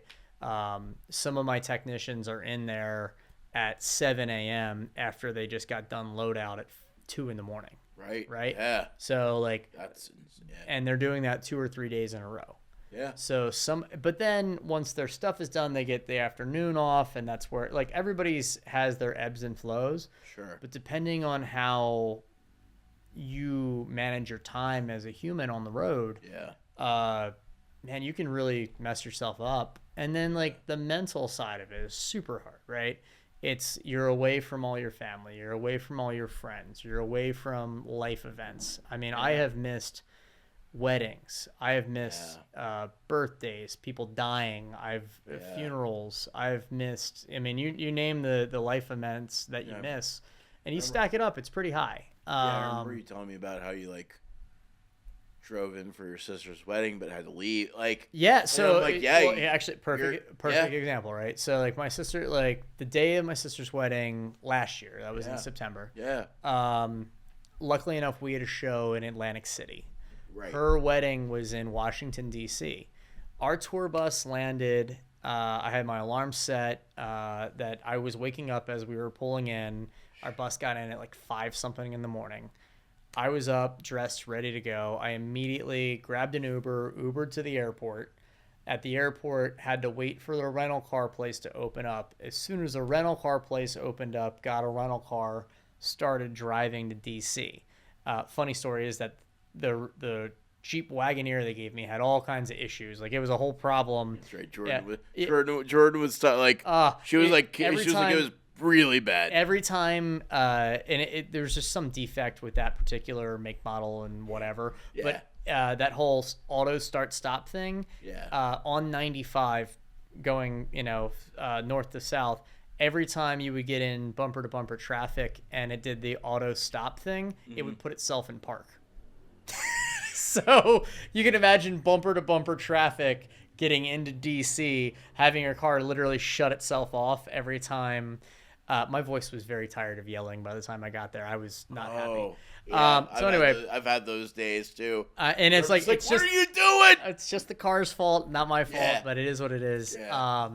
I figured out a workaround. Anyway, drove down to DC, got there for just in time. My family had brought my the outfit for me and whatnot, so all my dress clothes. Sure. Changed in my dress clothes, went to the church, went to the wedding, went to the reception, and my mom worked it out with a caterer that they had like a special meal made for me. They deliver this giant special meal for just me. It's a rock star meal. And then the entire like wedding party, I'm the only one eating because no one else has been served food yet. So it's like all eyes are like watching me, and I'm like, "Hey guys," as I'm shoveling my face. Happy wedding. Got to, so I got to see my sister get married. Got to see them for a brief moment at the wedding reception, and then literally had to hightail it out of there. Drove all the way back, fought with the messed up rental car, parked the car. Andy, my system tech, did all of my sound check and everything for me that day. I walked in like, I think support band at that time was 3 Doors Down. They had like 4 songs left. Literally walked up to front of house. They finished their 4 songs and went right into mixing a show. Funny enough, last night my sister just had her first child, so I became an uncle last night. Yeah, you told on Wednesday we had dinner. And yeah, my sister's in the hospital. Yeah, she's going in late. So yesterday, my sister had her first child. Still haven't picked a name yet, so we're gonna be interesting to see what that is. They haven't picked a name yet? I don't know. I haven't had a lot of communication with them. Gotcha. Hence the gig. But anyway, it's funny that, in that time frame, but like the amount of those things that you miss, right? Or like, just different life events that I've missed over the years. So you give up a lot. Sure. So the mental side of the house is super hard, and it can be stressful. And then personalities. Right. Everyone's got one, right? So just figuring out how to blend it all in. So yeah, touring's hard. It's not cut out for everybody. It's being a funkle. A funkle. Uncle. I'm the fun uncle. The fun uncle. All right, there we go. You're already there. I guess I am. Think about it. Whatever person they're into, the musician, you're probably going to be like, hey, I got you something. It's a backstage behind that. So whoever you listen to. We'll see. I mean, it's a long time to come. But, so I have a niece now. So we'll see how... oh, girl? Okay. Yeah, so baby girl. Don't know what her name is yet, but here we are. The baby girls. It's a baby girl. So... What advice would you give to somebody who is just starting out in your field? Mm-hmm. So you went to Full Sail? Yeah, correct? so I graduated from Full Sail in 2010 with a degree in recording engineering, actually. So my degree is actually in recording, not in live sound. But in 2010. Very different. Yeah, very different world. Very different world from what you're doing. But yes, similar, and the fundamentals are all the same. Sure. It's still input to output, right? Sure.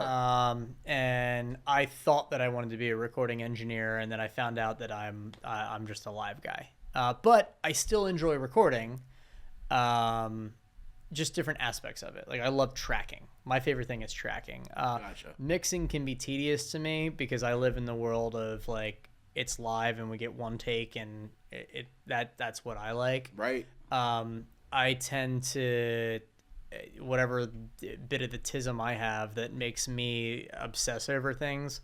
I'm not good at putting things down, so I'll overdo it because I'm just too hyper focused on it.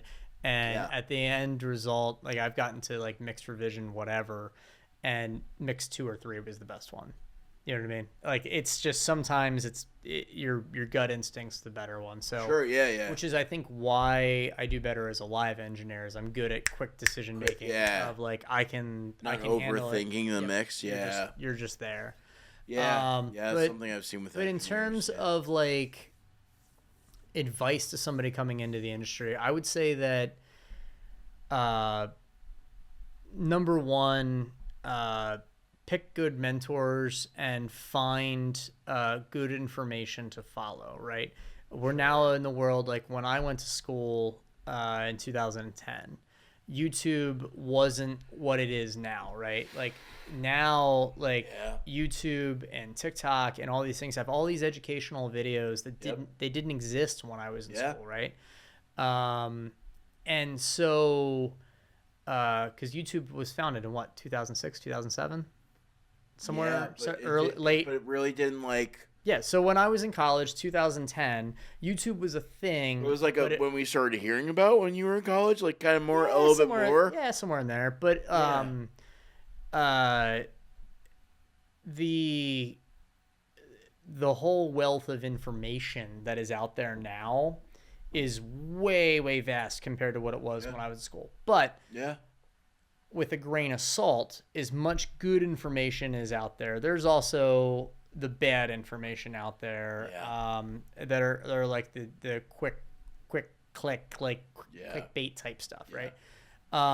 So find good information, study the good information, find good mentors, try to network and get yourself into the world and be able to reach out and listen, like be able to be a sponge. And that's something that not everyone has that skill set. But like, I pride myself on that. Like, I never want to stop learning. Like, I'm very good at what I do. But there are many people who are better than me, and that I always want to reach for that next rung on the ladder, right? Like, I'm never there. Like cool. I did 131 plus sold out shows to 20,000 plus people, and it got great reviews. Right. That's great. What's the next rung? Okay, well, cool. Next rung is like, okay, let's go find some stadiums. Let's go do 60,000 people a night. Let's go.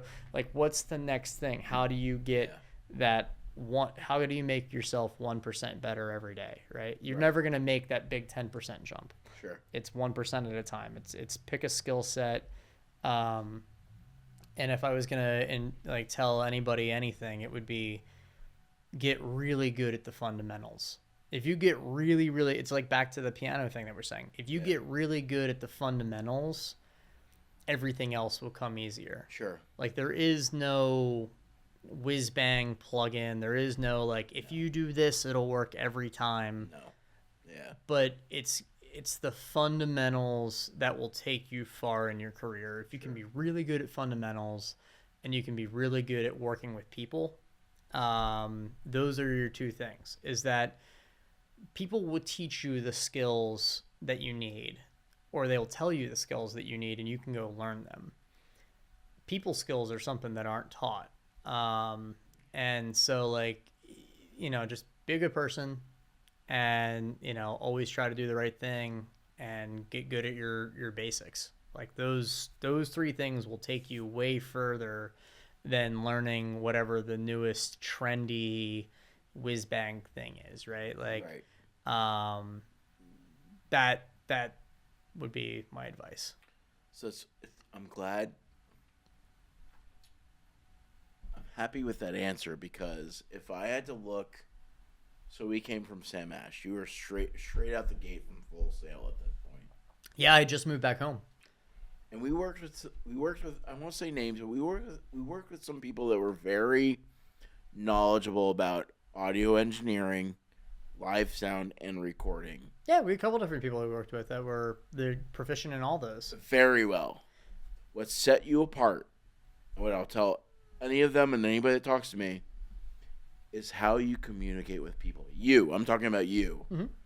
And I watched you come from a little smart ass fucking guy that knew a lot of shit coming out of Full Sail, mm-hmm.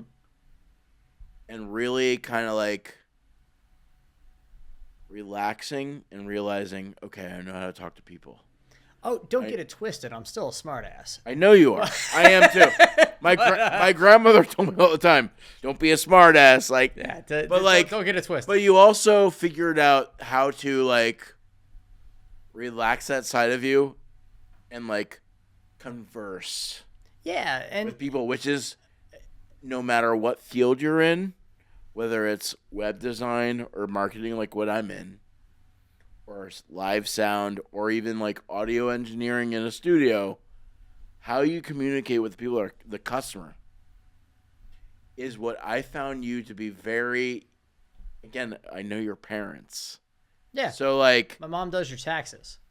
It's very much, you took what they were telling you and you really figured it out for yourself. And that's what I'm saying. As a guy who knows you, I'm very proud of watching you, because I've watched other guys, and it's not that they're not good at what they do. So do you know what's really funny though? Go ahead. And you were there longer than I was, so you would know this. What was Cherry Hill's store number? We were 23 at Sam Ash. What was Cherry Hill? That was 15 years. That was 12 years ago. Okay, whatever. So Cherry Hill. Do you know what's really, really funny from this general area, the general Philadelphia area? Do you know who worked at the Cherry Hill Sam Ash at the same time that you and I did? Who? Mr. Ryan Dell, who mixes Lainey Wilson and went up for CMA Front of House Engineer of the Year award this year. Really? Yeah. So both Ryan and I, coming from this area, and Ryan and I worked together at TLA. We worked together at the Electric Factory. We worked together at the Trocadero. Ryan and I have known each other for a long time, and it was really fun for the past 2 years that both Lainey Wilson and Creed were two of the biggest tours out there. And he's mixing one of the biggest country tours, and I was mixing one of the biggest rock tours. Yeah. And we both worked at Sam Ash's that were the adjacent stores from each other in 2010, 2011. Yeah. So it's kind of funny to see that. That's like really cool. And he went up. He got nominated in 2000. I think it was 24. So in 2024, he was up for Front House Engineer of the Year, which was cool.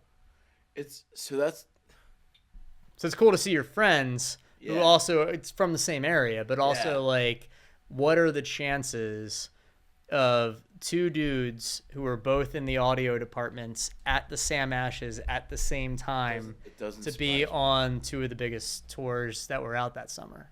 So it's kind of cool. Like, it's for everybody that works at a music store or something, and it's like kind of like your first gig in, like, you can go somewhere. Like, it's like, that's not always like that's not going to be a career, but it's kind of funny how both Ryan and I both started and had that job while we were still, because I was working at Sam Ash while I was working at World Cafe Live and at the Trocadero.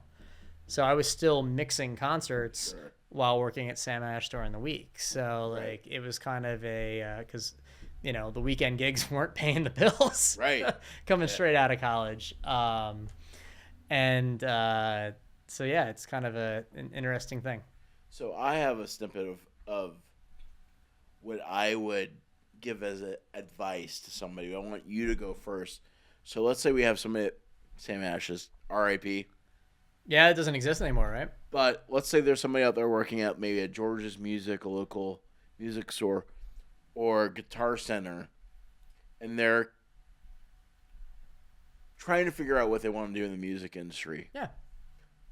What piece of advice would you give them to not only like to exceed at that job, but also to like transition into a real career in the music industry? I'll do mine after yours, but what would, from our Sam Ash background, it translates into any store you're going to work into? Okay, what advice would you give them? I would say three things. One would be product knowledge, right? So staying up on technology, it's still something to this day that I do. One of the reasons that I go to the NAMM show every year isn't just for the networking and the hangouts, but it's also to see what's new in technology and to stay on the cutting edge of making sure I'm using the best products possible for what I'm doing, right? Sure. It's not always about the new whiz-bang thing. It's like, if there is a better way to do something, use that product, right? Like if it's marginally better, go that direction, right? So product knowledge would be number one. Right. Number two would be your people skills in terms of being able to speak to people, as well as following up and making sure that you deliver on what you say you're going to deliver on. If you say, hey, I'm going to make sure that I take care of you and do this or do that, following through. Yeah, so having the ability to communicate with people and have that follow through. And then three would just be networking in not only your own location store, Guitar Center, whatever, but through those other departments, as well as through the customers you meet, to expand your spot. Because there were a couple different things that even back then in 2010, 11, when we were at Sam Ash, I had picked up gigs and some friends and some people that to this day I'm still friends with because of working at the music store and because I helped them with whatever their project was. So I would say it's a combination of those things. So it's knowing what you're dealing with and not selling people a load of bullshit, right? Like giving the people what they need, the right thing, not just because you're going to make more commission on it, but it's like, hey, this is what you actually need. Yep.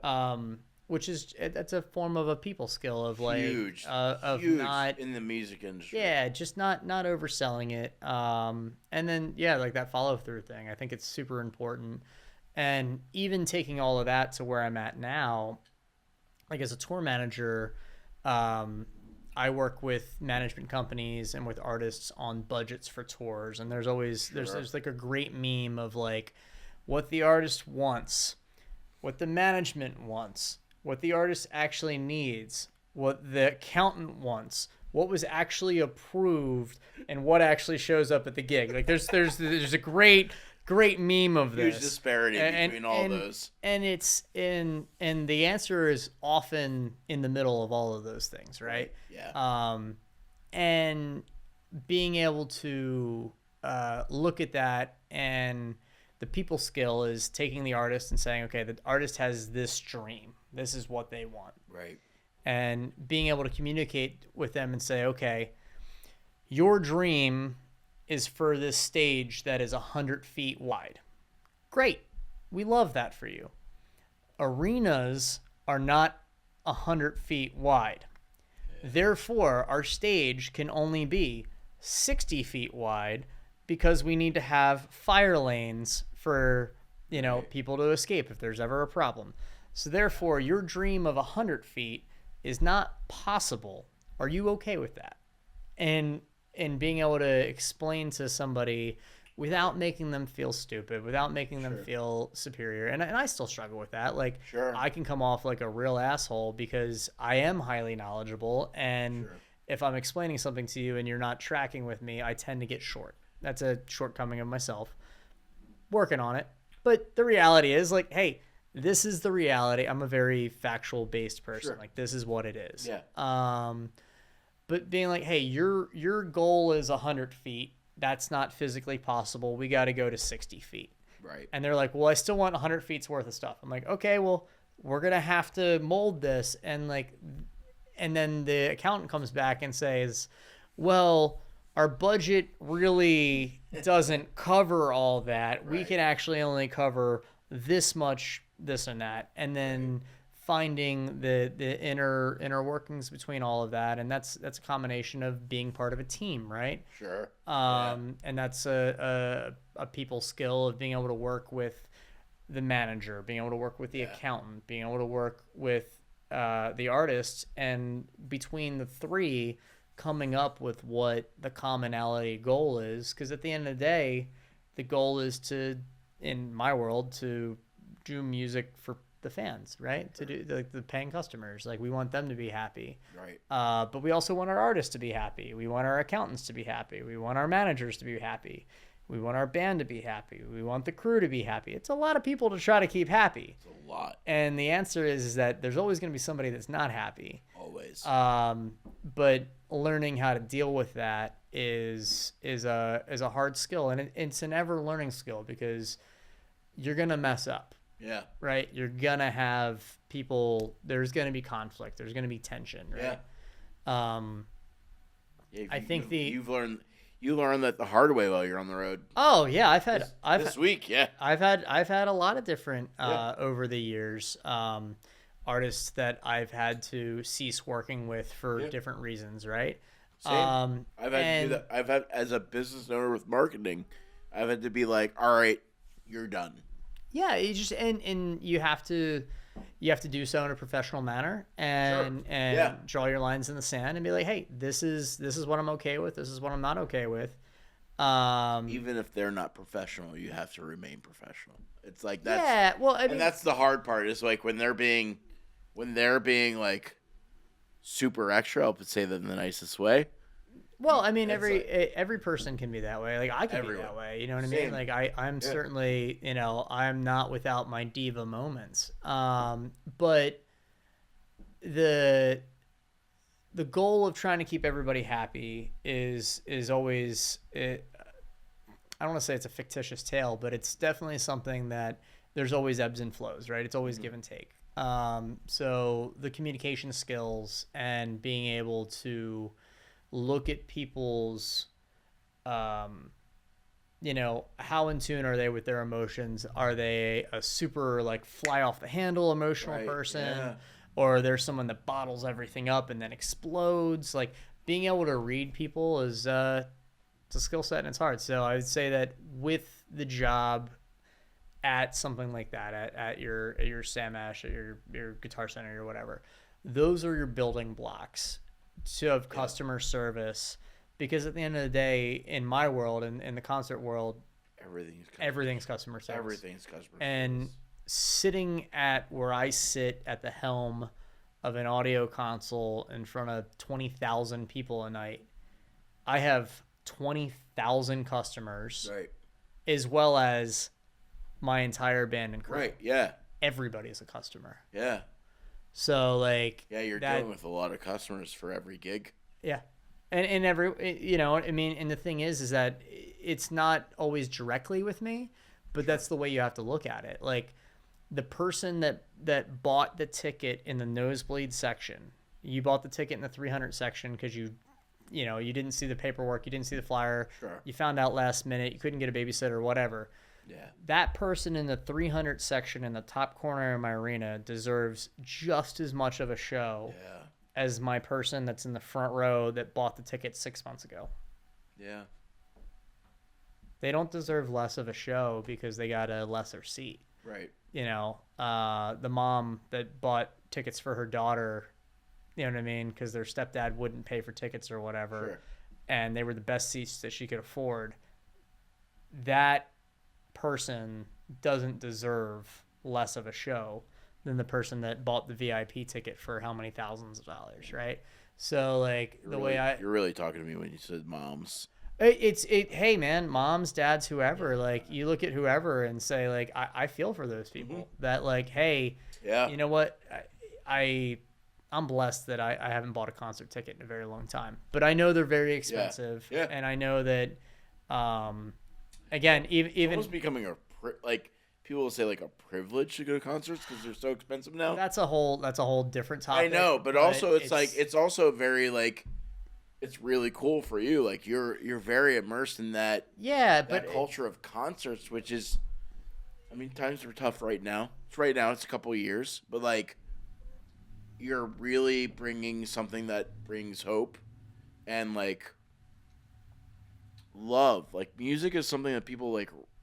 Well, you talked about the emotion of different songs. Yeah, they're passionate, right? So like, I look at it as that, like, I have, like, in an arena sold out, I got 20,000 customers, and every single one of those customers has a story, and every single one of those customers' story matches up with my artist, and my artist is trying to give out their story and their message, whatever it may be. So it's all intertwined, right? So like, everybody's important. So that's, those people skills start at the core. They start at the beginning, and they're as simple as, just being a friendly person at the music store and not just trying to, bend somebody over because you'll make more commission on this product than that product. Yeah, dude. That's why I was successful. Right? Yeah, so I didn't care what I sold because of the commission. I was like, what does this kid need? How do I tell the mom or the dad that? Well, so being able to read the people and being like, hey, this is, you have both instances, right? We've seen the customers where, like, this kid has saved up all their money. Yeah. This is literally all the money they have to spend. Yeah. Versus the kid that's coming in with their dad's credit card that can get whatever they want. Yeah. Both customers deserve respect. Both customers deserve to be treated the way that you would want to be treated and get them the right thing. Sure. But my heart always goes out to the people that are like, their heart's in it. They're like, this is my thing. Or like, when I have fans come up, set lists are always a big thing, right? It's a printed piece of paper.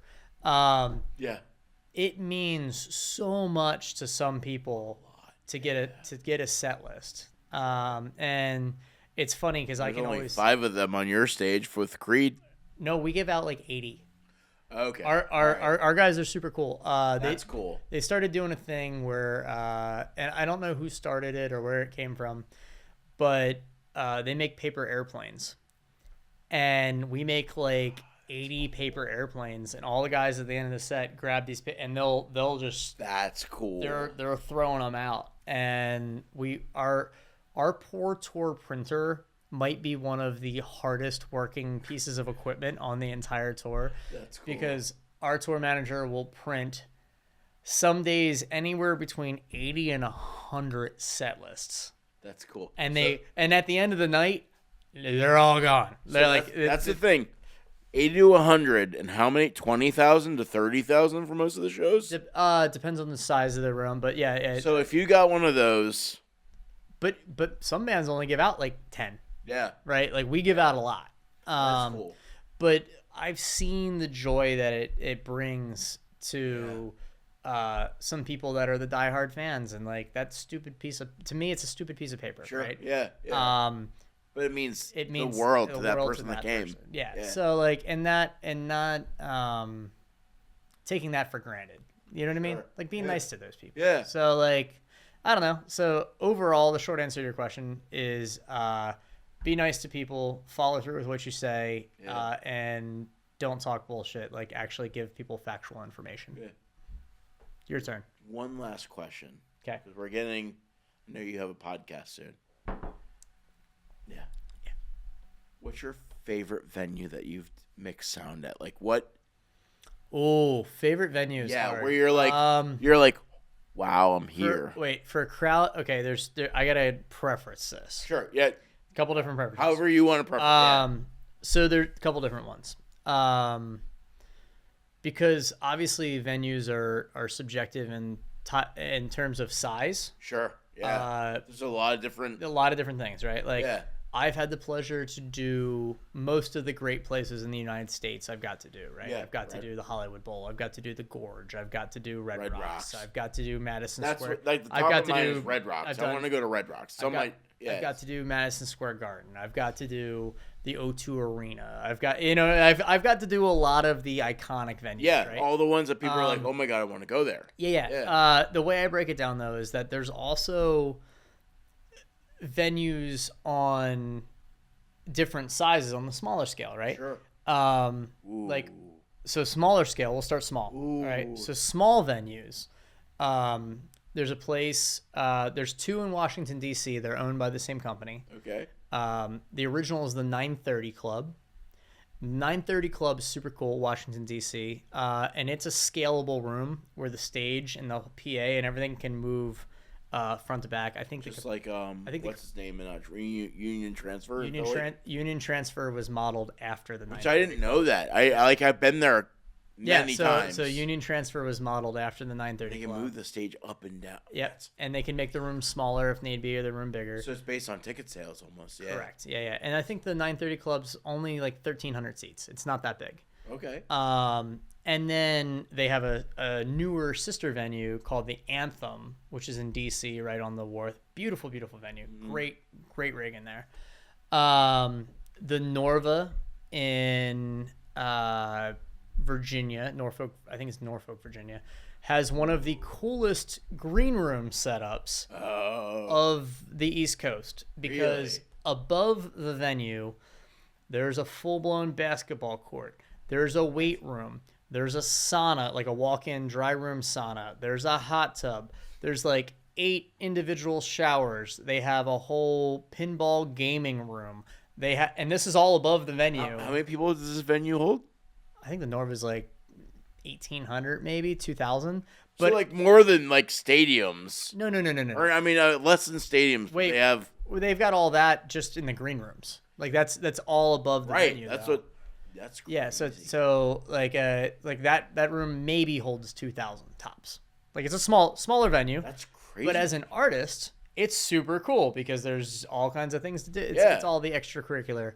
That's what I'm saying is I don't think stadiums even have that much stuff. No. And it's only 2,000 people. That's crazy. We'll go up to a slightly larger size venue. We'll go up to a shed.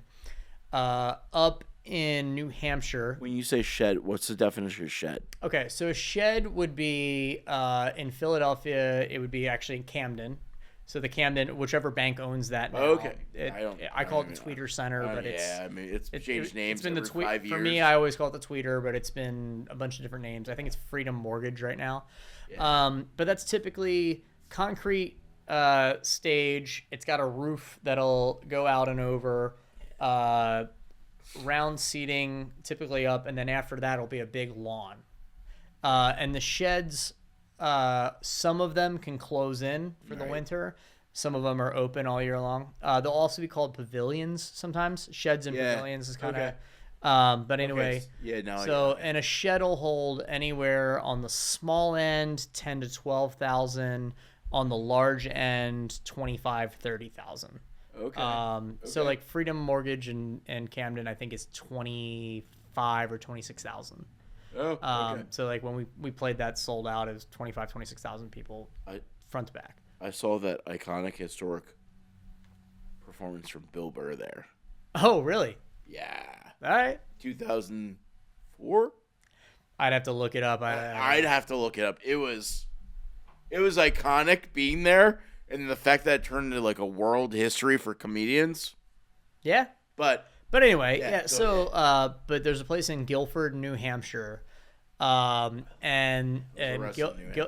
Guilford, New Hampshire. That place is, man, my phone is just blowing up here today. That it's like roadie summer camp. They've got a pool, they've got an arcade, they've got go-karts. Their catering is next to none. It's all like lobster tail and like it's ridiculous.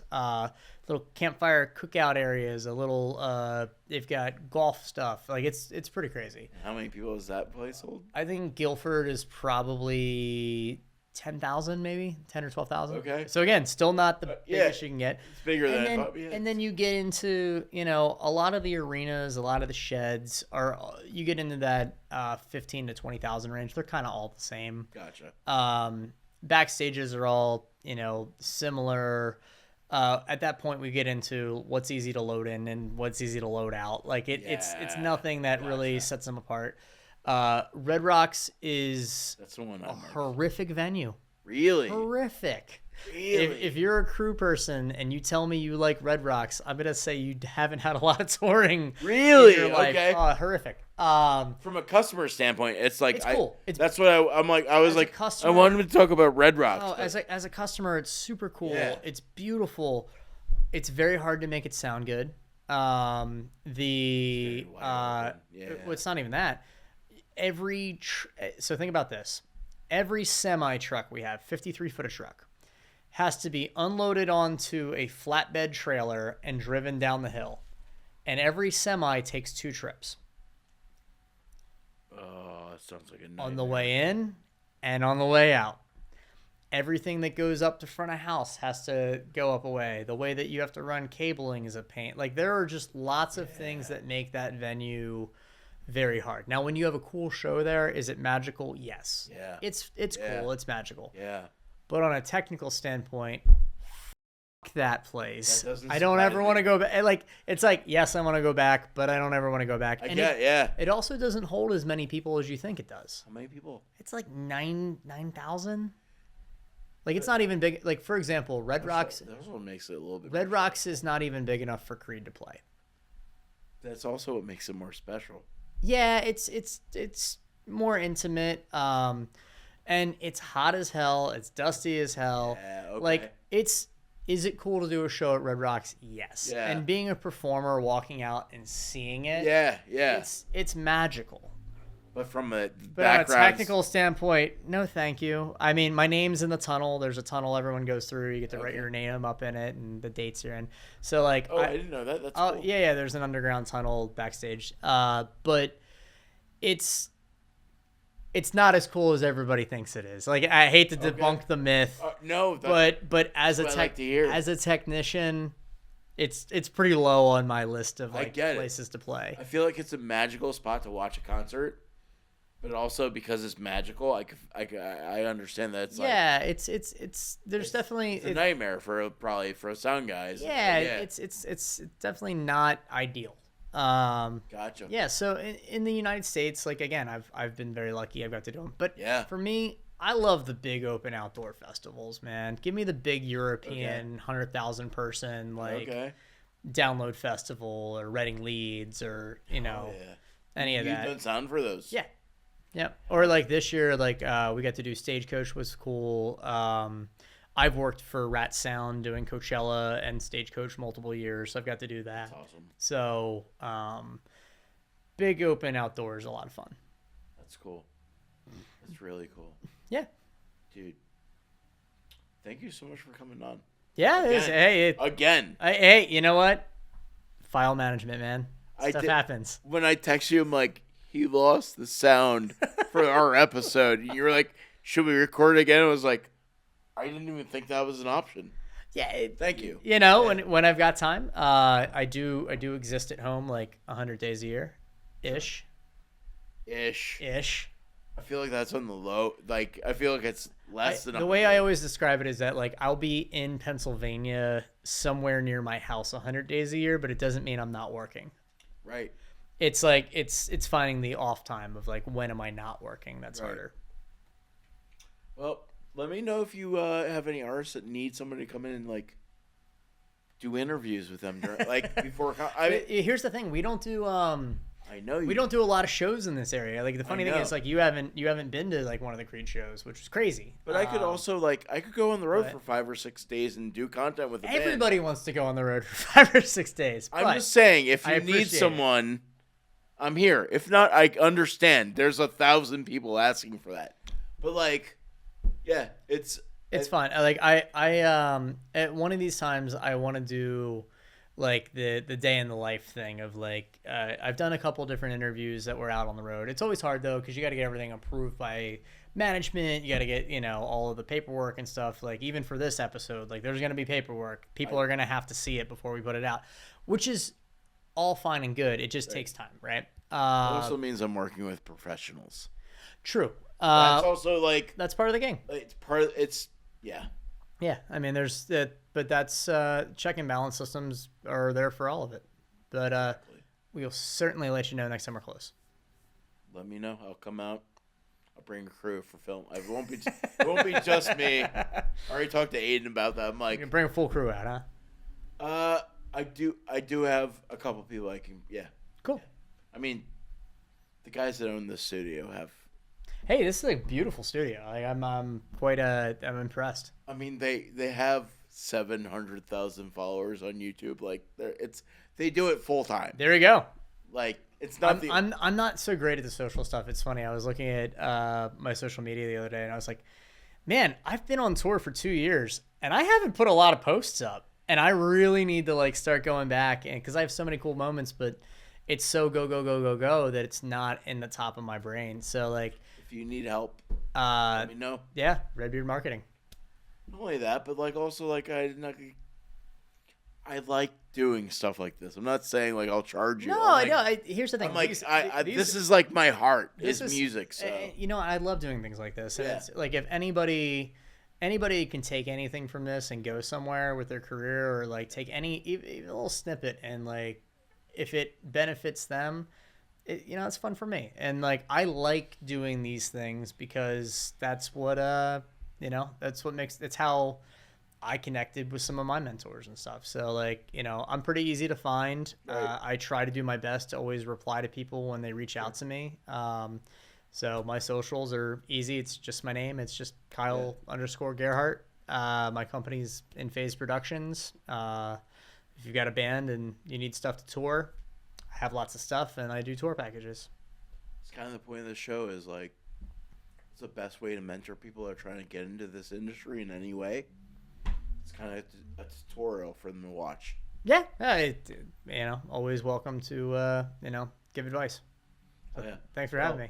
Our drinks are empty. Oh, so, who was nice enough to give us drinks, by the way? I know you had somebody. What I don't even know what we were drinking. I know that a local. Yeah. So Bluebird Distillery here in town. If you haven't had their whiskey, I have, and it is. So today, I guess we had the double barrel whiskey. And I'll tell you, this was very, very good. It's a 50%. Dang, it's a good proof. Yeah. Gerhart, And Gerhart also gave us these old fashions in a can. wait, let me see that. So he literally pours his old fashioned like mix into those. He has really? like he has a cup. So you just take this and add ice and He gave me a pack of 4 of them. That's the only one left. okay. That was yesterday. I also shared one. Hey, that's fair. I mean, that's pretty cool though. But it was actually really good. I gave it to my roommate Kevin, That's good marketing. and he was like, this tastes like a real old. He's been Bluebird. Yeah, well, so Bluebird's one of my favorite local spots. My favorite thing is that they make all their stuff by hand. This double barrel is a new one. I've not had this before, but this was actually very smooth, quite delicious. But yeah, thanks for Bluebird Distilling for giving us a bottle of whiskey to chill on while we were doing this. But I think we had like the winter mix for the last episode. It was like think a so, yeah, because it was the yeah. middle of winter. It was I think it was January or December, somewhere It like was that. December, and those were really good. That was good. Yeah. So, but Bluebird's opened up a couple new stores because they're down in They have another one in Ardmore that's like killing it right now. Okay, I've not been to the Ardmore one yet. I haven't either. I was talking with him yesterday. I'm gonna have him on the Redbeard podcast. It's a little bit more business based, and they're redoing their whole location right now. Yeah, well, I know that they're doing a bunch of construction over there now, so excited to see what they come up with. But I know that when I bring people, anybody that comes to the Philadelphia area or gets to hang out with me in person, like typically Bluebird is actually where I bring. It's typically the first stop that I bring people to. I'm like, hey, you got to check this out, and it's like, okay, cool. And then we've got so many different restaurants to choose from. Yeah, last time you had one of your artists you were on the road with, we literally brought it. The first stop was Bluebird, I think and you got like what 2 or 3 bottles from there or something like that. They ended up we put a bunch of it on the tour bus. Yeah. And it's a lot of times when I have artists that are coming through town, if we have a day off, I'll park them over at the King of Prussia Mall, which is, obviously, like as a roadie, 15 minutes away. It's 15 minutes up the road from us, but it's one of the largest malls. I think it is larger square footage wise than the Mall of America. Which I went to the opening of Mall of America in was it 92, 91? Before my time, I don't know. Yeah, I went. My mom worked for the airlines when I was growing up, so we traveled a lot. It's right next to the airport, so that makes sense. It was impressive. It is. There were roller coasters inside the mall. They still have that. We don't have the roller coasters, but I know that we're bigger in terms of square footage. So anyway, like I'll put artists over by the King of Prussia Mall because number one, there's a bunch of hotels, a bunch of restaurants, a bunch of things to do. But 15 minutes down the road, typically I'll try to come home if I can, selfishly. Bluebird's typically where I take people. So thank you to Bluebird for supplying some whiskey for us. Thank you, Gerhart. I had a great conversation with him. Awesome. I'm going to be having him on the other business podcasts. There we go. But thank you very much, bud. Yeah, thanks for having me. Absolutely. Have a good one.